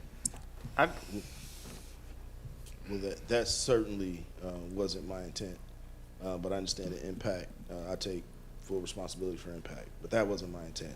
I did feel like the language of to collaborate would, to converse and collaborate, to create, satisfy the Yeah, I hear you, but reservations about- our team, like our community, hasn't even said definitively if they want this at all. So this is making statements that it's already happening. I would like for you guys to finish the process that you started, like you're halfway through it. And again, if we're gonna vote on something, in the future, I'm asking that it not be under the disguise that it's a discussion one week and then it's up for the vote next week. Again, last week said discussion, this week, today, it appeared on the agenda. It was not on here Friday, it was not on here Saturday, Sunday, Monday. It actually wasn't even on here until after 5 o'clock. That's problematic for me. I get it, and again, that wasn't my intent. Last week I shared that it could be done one of 2 ways, 2 options. The latter being adding the language about coming together to create bylaws, and so I'll, if that is the desire, we'll definitely acquiesce. Mr. Walker? I guess I'm curious because I think last week I had asked for something different. I thought that the purpose of this was a conversation with the other districts and then Dayton Public Schools, since we are the owner of the league, that Dayton Public Schools would create the bylaws, not the other districts coming to the table and creating the bylaws. I don't recollect the specificity that you just shared. Yeah. So is I do believe that, like, I've already created a set of bylaws. Okay, I'm just want to make sure that the intent is for Dayton Public Schools to create the bylaws for this league. So I've created, Yeah. I've created bylaws, and then Chief Jones has, she's reached out to a few of her peers, 2 different districts. They shared bylaws with us, and so, again, we'd be bringing bylaws to the table. Okay. All right, any other questions, comments? Dr. Jones, if I could ask if Chief Jones could answer if she thinks this document gives us enough space to negotiate into or out of what is in the best interest of the district and our programs.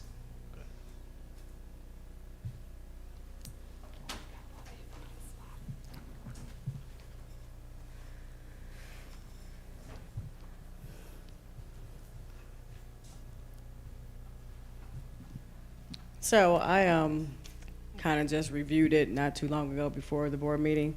I think some of my concerns was about the bylaws and regulations as we approach this.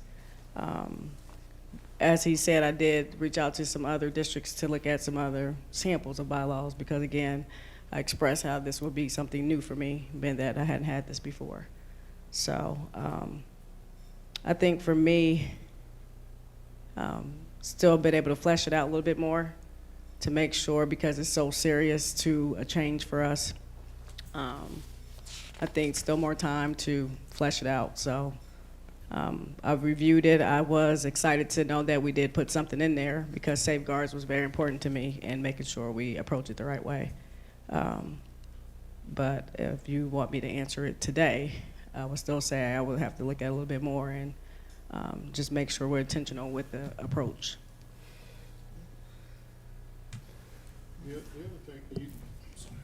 The other thing is, you said that DPS, Dr. Jones, would be doing the bylaws, but this says the districts agree to collaborate to create the bylaws. So are we, I'm kind of with Walker, are we doing it or are you all doing it together?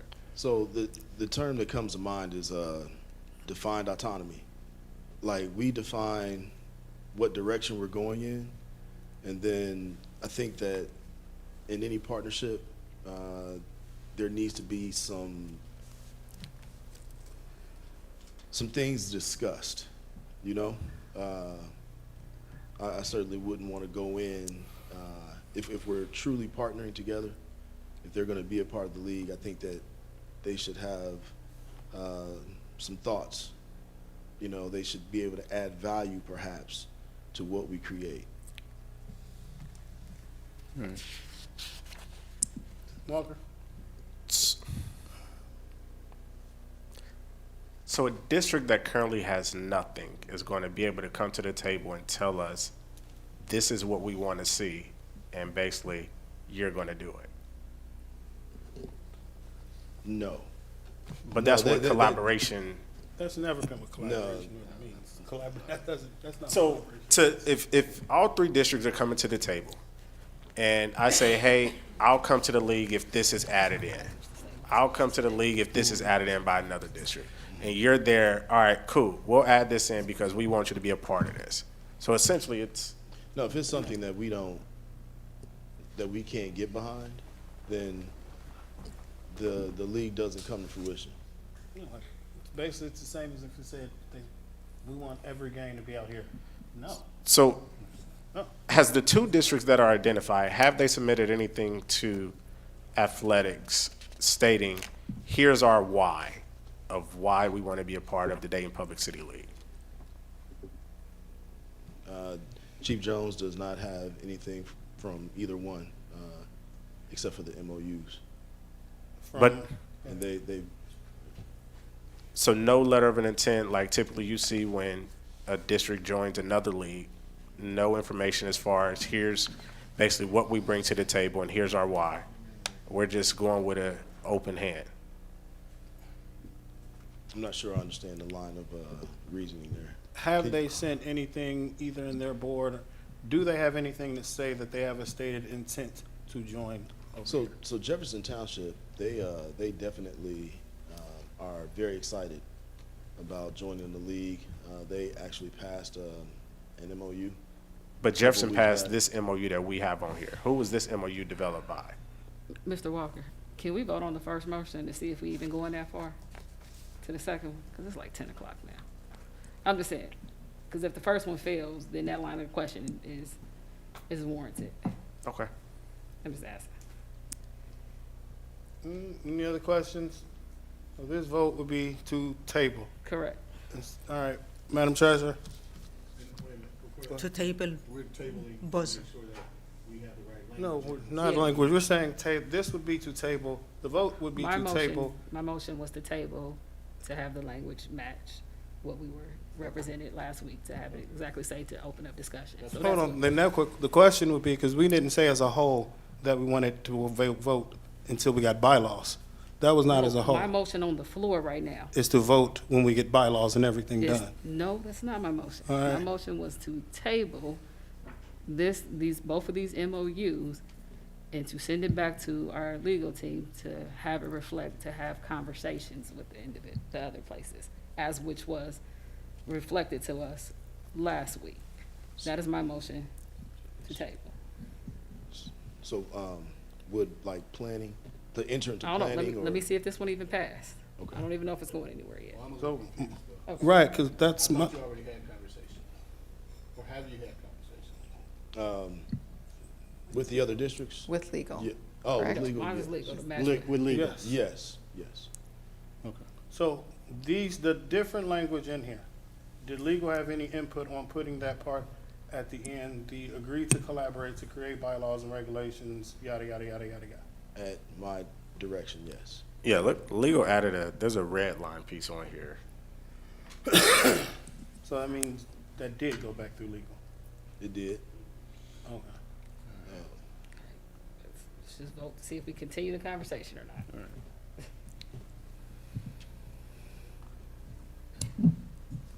Can I ask another question?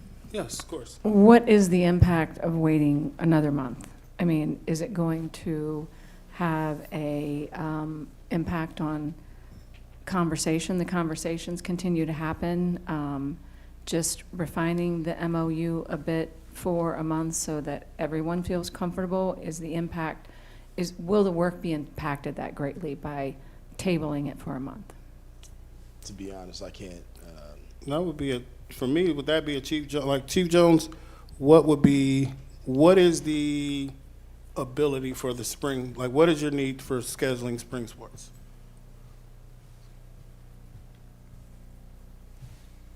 I don't think it's a rush to get it done. I mean, we've already been in talks with them, with including them for the spring schedule. That was kind of already in motion when they discussed the phases to begin with. So passing this tonight, I mean, it doesn't impact us for scheduling for spring. You say what? Passing it tonight doesn't impact it? It does not, because we've already been in talks with them with incorporating them with the spring schedule due to the initial conversation with phasing, doing phases. Okay. And could you remind me what that phasing looks like? We talked about the spring sports, including them in our spring sports schedules, and then going into the following year with the basketballs and ending with football was the initial conversation. Are they already included in our spring schedules? We are actively working with their ADs to include them. I'm gonna amend my motion to add that Chief Jones actually be a part of the conversations with legal to have this document to where she can work with it. So, yeah, that's it. All right, another question. This is for Chief Jones. Looking at this document, and I'm trying to parse out where the motion to table changes and where legal would change something that right now says this MOU is to come together to create this. What is the change that we would be looking for legal to change wording if wording is in it?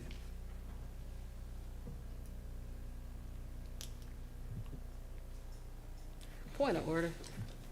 Can we do a poll to see if we can vote?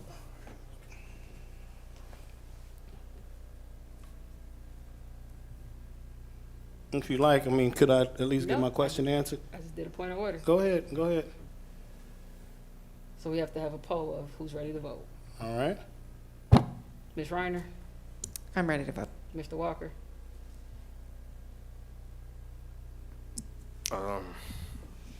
No, I think I still have questions. Mr. Lacy, I'm ready to vote. Mr. Smith, I'm asking a question currently. Ms. Wick. I think they should ask their questions. All right, Mr. Bailey. Yeah, I think they should ask their questions as well. All right, tell you on.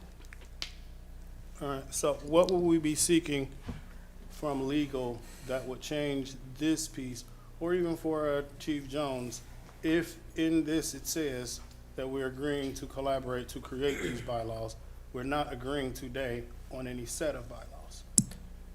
But you're asking Chief Jones a question that I asked for. All right, so then for you, I'm what would asking you that the- ask for legal I'm to asking see that the if we language- said that it came there? So you're asking them so to I change the don't- language again? No, I'm asking them to put in the language that this is for discussion, not to establish a league, not to collaborate on a league, but giving our team the ability to enter discussion on developing a league.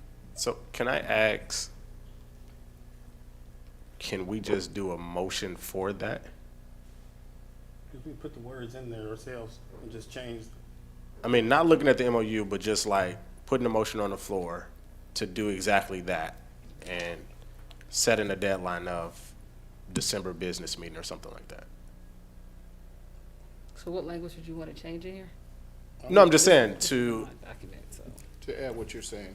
I'm saying So if what do you you wanna could, that delete? language is a simple change of the districts agree to partner together. Changing that, the districts agree to partner together to discuss possible additions to Jefferson Township and Trotwood. It's literally one word. Does that work for you, Chief Jones? Do you feel like we're not locking you into something that's an unattainable task if we make that change? I think it's fine to add the discussion along with the collaboration. Just want to make sure that we get it right is really my end goal. Okay, so the sentence should read what now?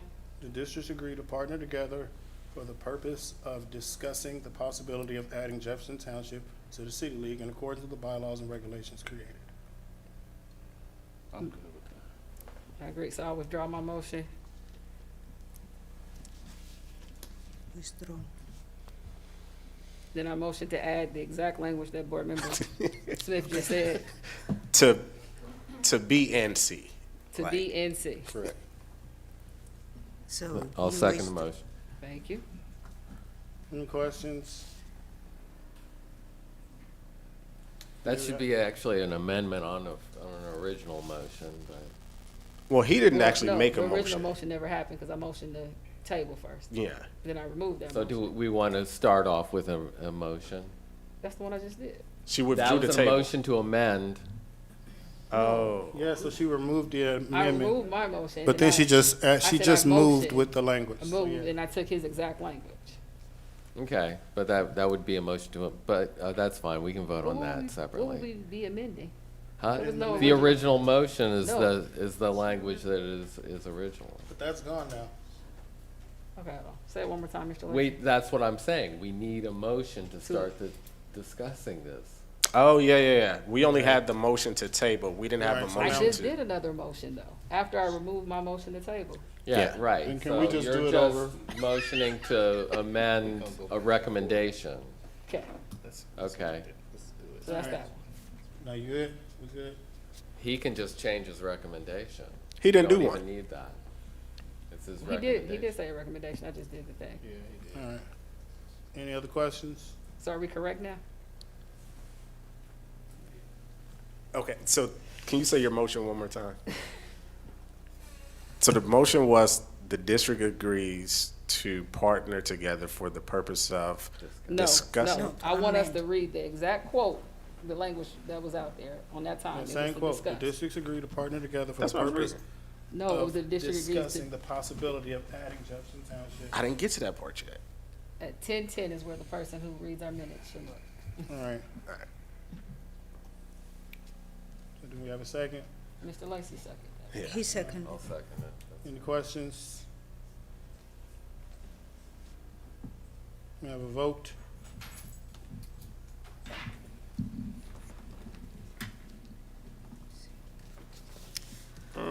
President Smith, Yes. Ms. Wick, Yes.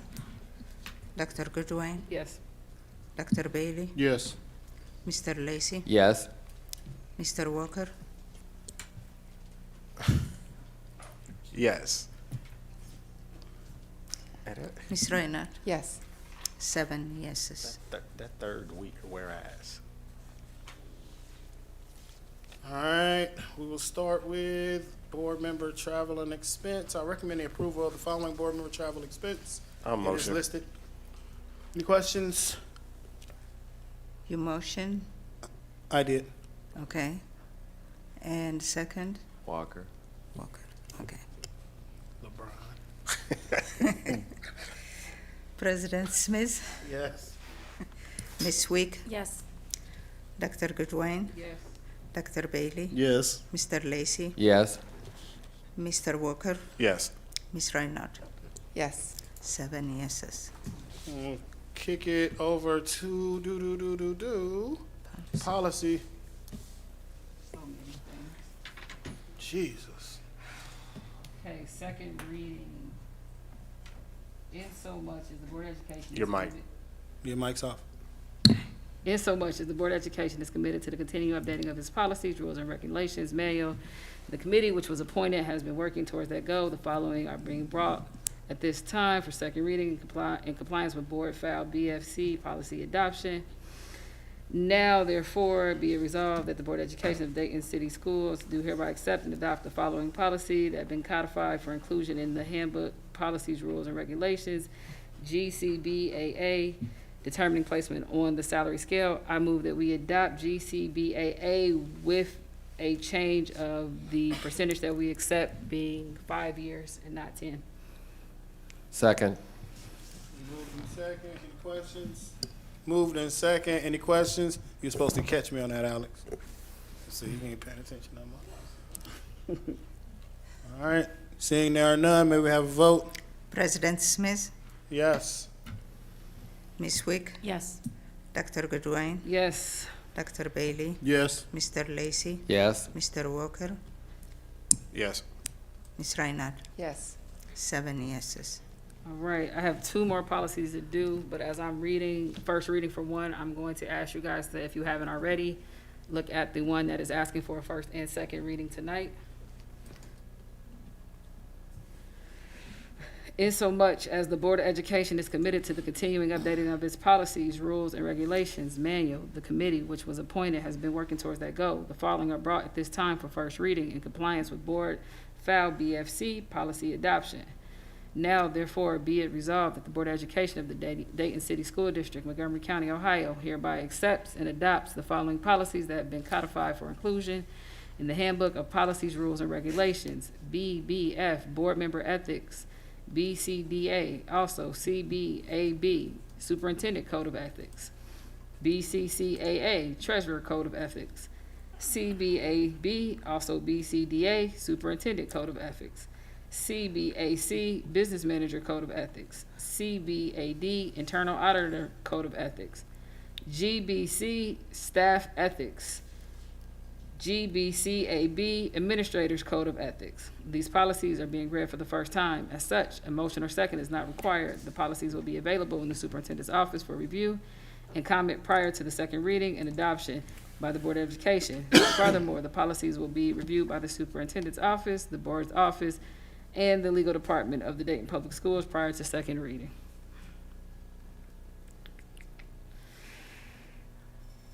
All right, this policy is being brought for first and second reading simultaneously.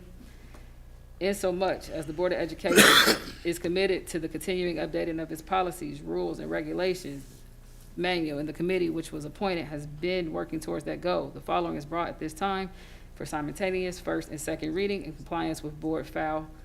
Now, therefore, be it resolved that the Board of Education of the Dayton City School District, Montgomery County, Ohio, hereby accepts and adopts the following policies which have been codified for inclusion in the Handbook of Policies, Rules, and Regulations.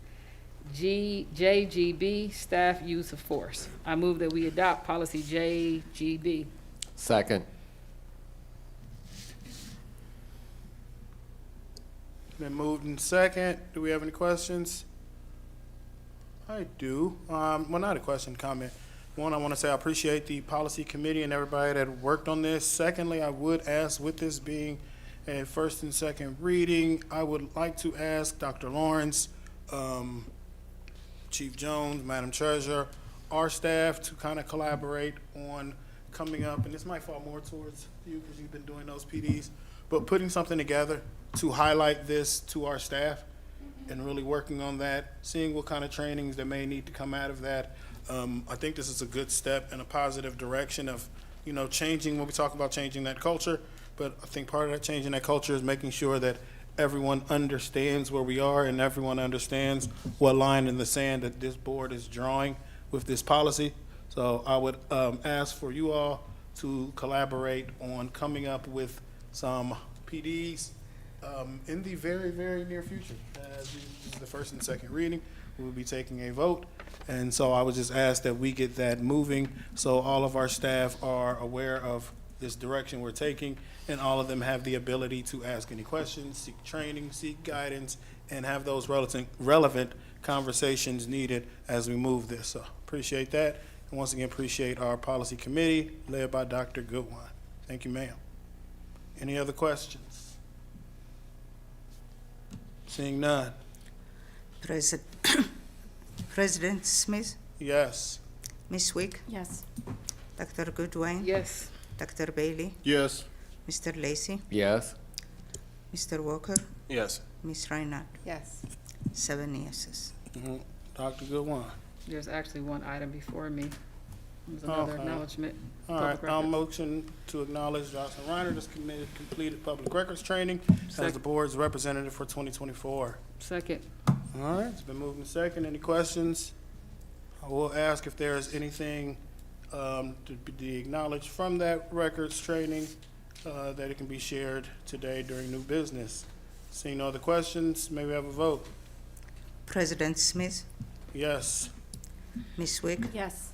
Dr. Goodwine, Yes. Dr. Bailey, Yes. Mr. Lacy, Yes. Mr. Walker, Yes. Ms. Reinhardt. Yes. 7 yeses. Dr. Goodwine. First, I want to give a shout out to Chief Jones and the athletic team, not only hosting 2 playoffs, they are preparing right now to host a really big one that's local, Centerville and Wayne, I believe.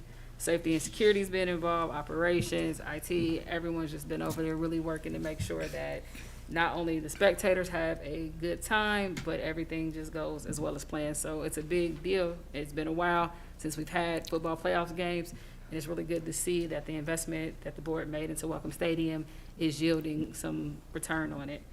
Also want to congratulate Chief Jones on being awarded the OIAA Bruce Brown Award. Really big deal. I don't believe we've received it in the past. So congratulations to the work that she's done and seeing that piece come out. Want to highlight our IT department as well, which is a relatively new internal department. They have been doing the best they can to really keep us up to speed, keep us going. They've been working on several different projects that have not only been at Welcome Stadium, they've been in our district. One that I'm really excited about is the Minga project, which, as we've been utilizing these badges for the last 2 years, we are entering the next phase where the badges will actually help with attendance and making sure that kids enter schools actually belong to the schools that they're entering. So we're going to be testing some of that out soon, and hopefully we'll be able to roll out the full program, at least at our middle schools and high school, in the new year. Other than that, I do want to make a motion to accept our Assistant Treasurer Ahmed's resignation that I pulled off the agenda last month. Although I'm super sad to see him go, I am excited that he will have an opportunity to serve as treasurer for another district and really grow in his career. He has been amazing to this district. He's a great personality to be around, and he really doesn't even like it when people talk about him, because look at his face right now. Look at that. He's like, yeah, so thank you for everything that you've done for us in the district. I wish you the best endeavors and where you're going. And I mean, he's a good guy. Thank you, Ahmed. Yeah. I'll second that. Walker got before me. Any questions? No questions on that motion. All right. Seeing no questions, may we have a vote? President Smith, I really don't know. Yes.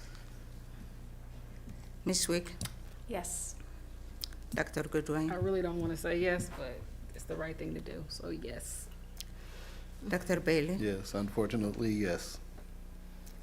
Mr. Lacy, Yes. Mr. Walker, Yes. Ms. Reinhardt. Yes. 7 yeses. All right. Other than that, customer service team is moving on and transitioning that project into HR, since that is the center point of where everyone comes through the district. Let's see, what else do we have going on? Buildings and IT and building technology are wrapping up for the year. There are some small projects that we're working on, but we're pretty much done for the year. That is all I have. Thank you. Thank you, Dr. Goodwin. I'll move over to Mr. Lacy. The Finance Committee met this past Thursday, and everything was in good order. Last week I was in Buenos Aires, and as I do often when in Buenos Aires, we did a lot of our traveling on the city bus. And I just want to remember, and I remember daily traveling on the city bus to the natatorium to compete and so forth. At certain stops, it was like an hour trip every day on the city bus for 50 cents. But at different stops, you would see groups of children getting on the city bus, and they were welcomed by their community on the city bus. And that's how I think it should be. Thank you. Thank you, Mr. Lacy. Dr. Bailey. Yeah, real quick, I just want to thank Lisa Miner for putting these trips together to go out and see these schools for us to bring more arts to our middle school. I know she's going to be giving a report soon, but I just want to give her kudos. When we got to Atlanta this time, we got off the plane because of the election. We got off the plane at 1, and I think they called at 1:15 to say that we could not meet the next day, and we had to meet them that day. So we got to hotel, put our bags away, and she coordinated everything really well, and we had a really good visit, probably the best visit we've had, and I think we might have one more. So I just want to thank you for the coordination and keeping us together the way that you have done. Other than that, I'll save comments for later on. Thank you. Thank you, Dr. Bailey. Board Member Mr. Walker, sir. Thank you. So I will echo my colleagues' comments about the art school visit. I appreciate Mrs. Miner and her team, that group. I think this trip was very, very informative and a great opportunity. I will like to say Mr. Brandon Calhoun at OSBA, I was able to attend his presentation. It's amazing the work that we have here in Dayton Public School transportation and what other districts are now jealous of. So I look forward to their drivers applying to work at Dayton Public Schools. Congratulations to Chief Jones, was able to break away from OSBA to go and witness that award presentation. I will say, although I missed it, there was a member who considers herself a journalist that did take a shot at our Success Looks Like Me opportunity, and not to take away from that, but thank you to our Dayton Public Schools athletics team for putting that on. It's an annual event, and it was not an opportunity for board members to get any shine or credit. But thank you to Dr. Jones, Chief Jones as well, for that execution of that great event. Look forward to the female one that takes place every year as well.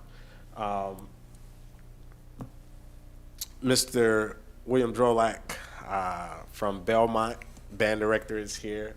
Just acknowledge him and the great work in our music programs. And I think Belmont just won another award at another competition as well.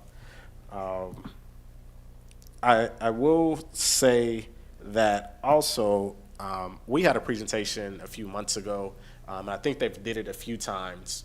Project Lift, our program here in Dayton Public Schools, they are currently selling Christmas ornaments. They are 2 in a pack for $12. If you go onto the district social media pages, you'll be able to see an order form. Please order some of those. They are really awesome, and the students do great work with those. In closing, for me, a two-piece, Dr. Jones, I will ask if you could look into the playground at the international school. This has been a project that has not seen any traction, but it still is a need there.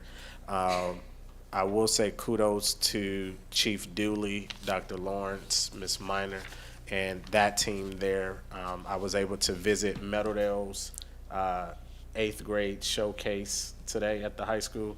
Principal Davis was a DJ, but it was really great seeing that take place there. And the surgical tech, right? Looking at Alex. Okay, surgical tech that had a real heart. I didn't touch it, but it was interesting. So thank you for those opportunities. In closing for me, elections are a real thing. Unfortunately, we are in a state where the uncertain is unknown. And with that, I would just ask everyone for patience, guidance, and if you're one of those people as well, prayer for what may be or may not coming. Thank you. Thank you, sir. I'll move over to Ms. Reinert. So I apologize in advance. I do have a few things that I wanted to go over, and I know it's late, and I know that we are all ready to go home. But I've thought very carefully about what I'll be speaking on tonight. First of all, I couldn't make it to the art school visit, and I would like to echo my thanks to Ms. Miner for the work that she's done, and I would also like to thank the Dayton Foundation for funding these very, very important visits. It would be remiss for me to not acknowledge the financial work that they have put in there.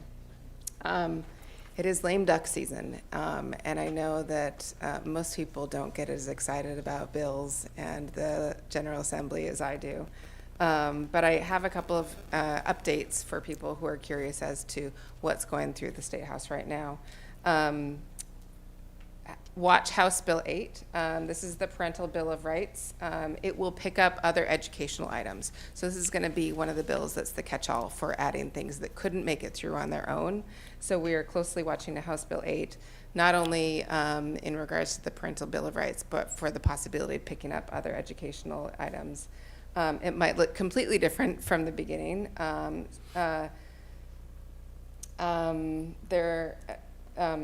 That's all I'll say about that. House Bill 445 is currently in committee. You might have heard this one. This is the bill that talks about release time for religious instruction during school hours.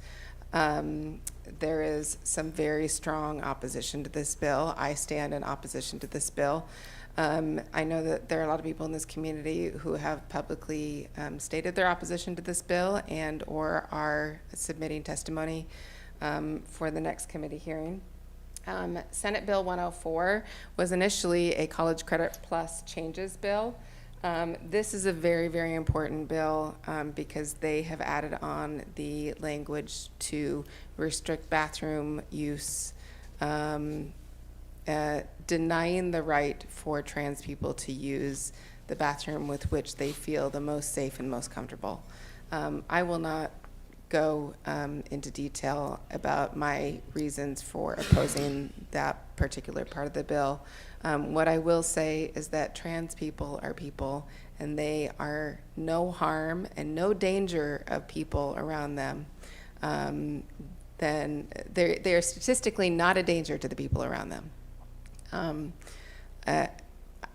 As a parent of a trans kid, I know that it is important to provide safe, welcoming spaces. This bill is abhorrent. It is bigoted. It is filled with hate. It will not solve a problem. It will only increase pain of very, very vulnerable people all over the state of Ohio. It is unnecessary, and I am hopeful that it has passed through. It has been passed by the Senate. It is headed to the governor's desk for signature. I would urge the governor to not sign this bill.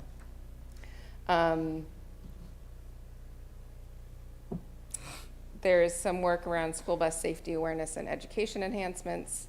There's Senate Bill 29, which has already been passed. This bill is, there have been some issues with it, but there will be some fixes coming to some of the issues with Senate Bill 29. Beyond that, I could talk for a lot longer, and it's not necessarily. I do want to bring a couple things to the public's awareness at this point, though. It was mentioned before that elections, there was an election, and there is a lot of fear, and there are a lot of unknowns about what the future will take. I've had people reach out to me and ask about what Dayton Public will be doing to prioritize the safety of their students and staff, because that's why we are here. We are here to provide a safe educational environment for every single child. To refresh people's memory, we have had a history of ensuring that safety and putting our names behind adhering to best practices and to committing to have a safe environment. There are two resolutions that I'm bringing to your attention that have already been passed. I'm not asking for consideration. But other board members might not be aware of these, and the public might not be aware of these. In March of 2019, we passed a resolution called the Safe and Welcoming School District Resolution. And I am happy to send this to anybody if they want to refer to it. It is on board docs for March of 2019. And in short, the board affirmed its commitment to protecting students' constitutional rights, including their Fourth Amendment right to be free from unreasonable searches and seizures, and their constitutional right to access a free public K-12 education. It says the board finds that federal immigration law enforcement activities at our schools, on our transportation routes, on our district property, or during our school activities will significantly disrupt the learning environment and will significantly interfere with our students' constitutional rights to be free from unreasonable search and seizures and to access a free public education, and that the district shall do everything in its lawful power to protect our students' confidential information and ensure that our students' learning environments are not disrupted by immigration enforcement actions. And it goes on. If you're interested, I highly recommend that you read that. The second one is a resolution that was passed 2 years ago opposing House Bill 322, House Bill 327, and House Bill 616. And these three bills were specifically called out because they targeted the safe, because of their targeting of vulnerable populations, Q+ populations in our schools. I am happy to entertain writing another resolution for this board to consider, if it's the will of the board, to affirm the right for trans students and trans staff to exist, and to affirm that we will respect their rights and protect them in ways that we can. But until then, just know that this board has affirmed that Q+ people exist, that they are normal people, that we will provide a safe, affirming environment for them, no matter what.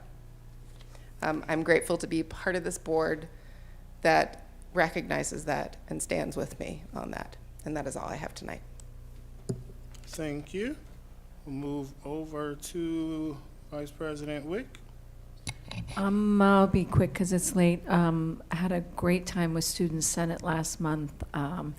Next month, we'll be voting on our Student Center leader for the year, so we'll have presence from our Student Senate again, starting at the first of the year. Oftentimes in these situations, we talk about all of a lot of the negative things that are going on because we're here solving problems, but certainly had a room full of 14 very articulate, intelligent students who are engaged in current activities and talking about topics around teen violence and transportation, and just really an enlightening space to be in, gave me hope. So thank you, Dr. Lawrence, for that work. Thank you for the team. A lot of good momentum in the district that I continue to witness every day. And yeah, so thanks everybody out there. These are difficult times. You know, our buildings are full of activity and energy, and our teachers, I see them all working hard, and our administrators. And so thank you everybody from, you know, our janitors, cafeteria workers, bus drivers, security officers. I know we're all here to serve, to help make things better for our students and families. So thank you everybody. Thank you. Dr. Jones?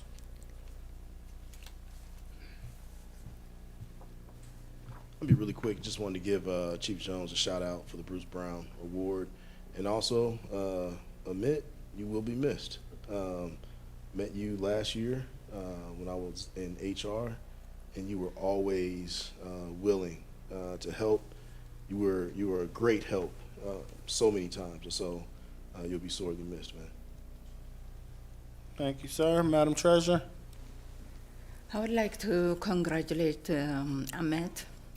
I have known Ahmed for over 20 years. He's always very dedicated, hardworking person, and teamwork. He's very, very dedicated to the organization wherever he goes.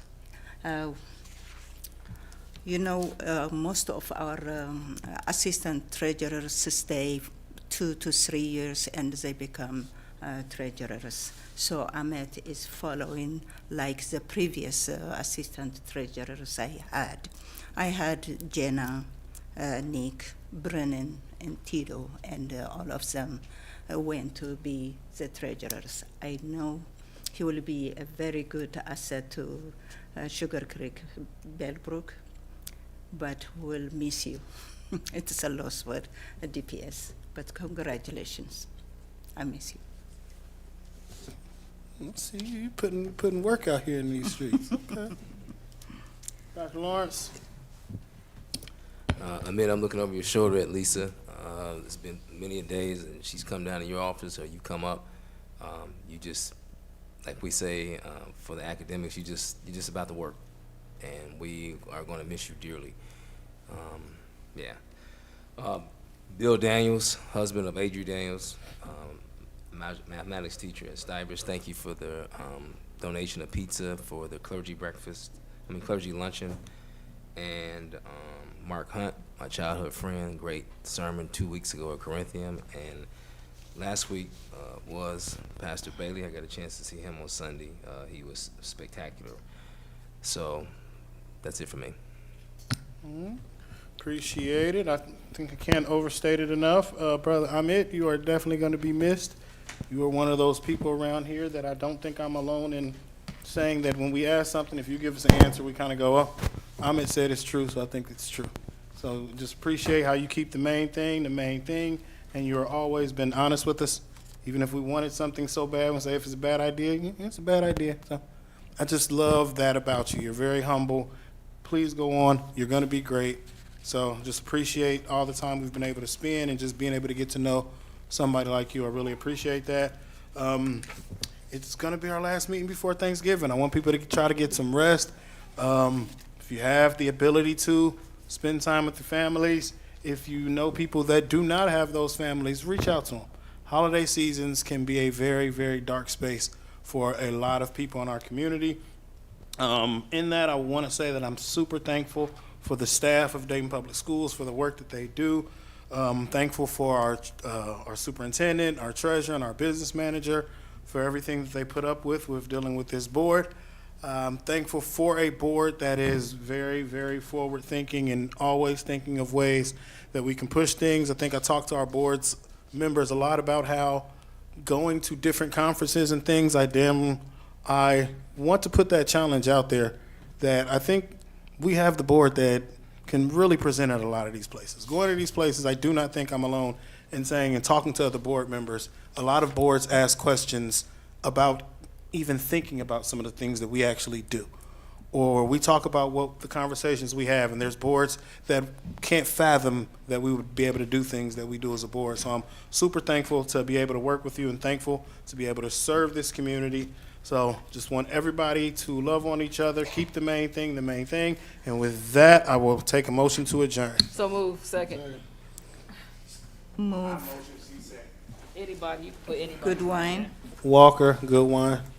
See no questions, may we have a vote? President Smith. Yes. What's up, Ms. Nate? Wick. Yes. Dr. Goodwine. Yes. Dr. Bailey. Yes.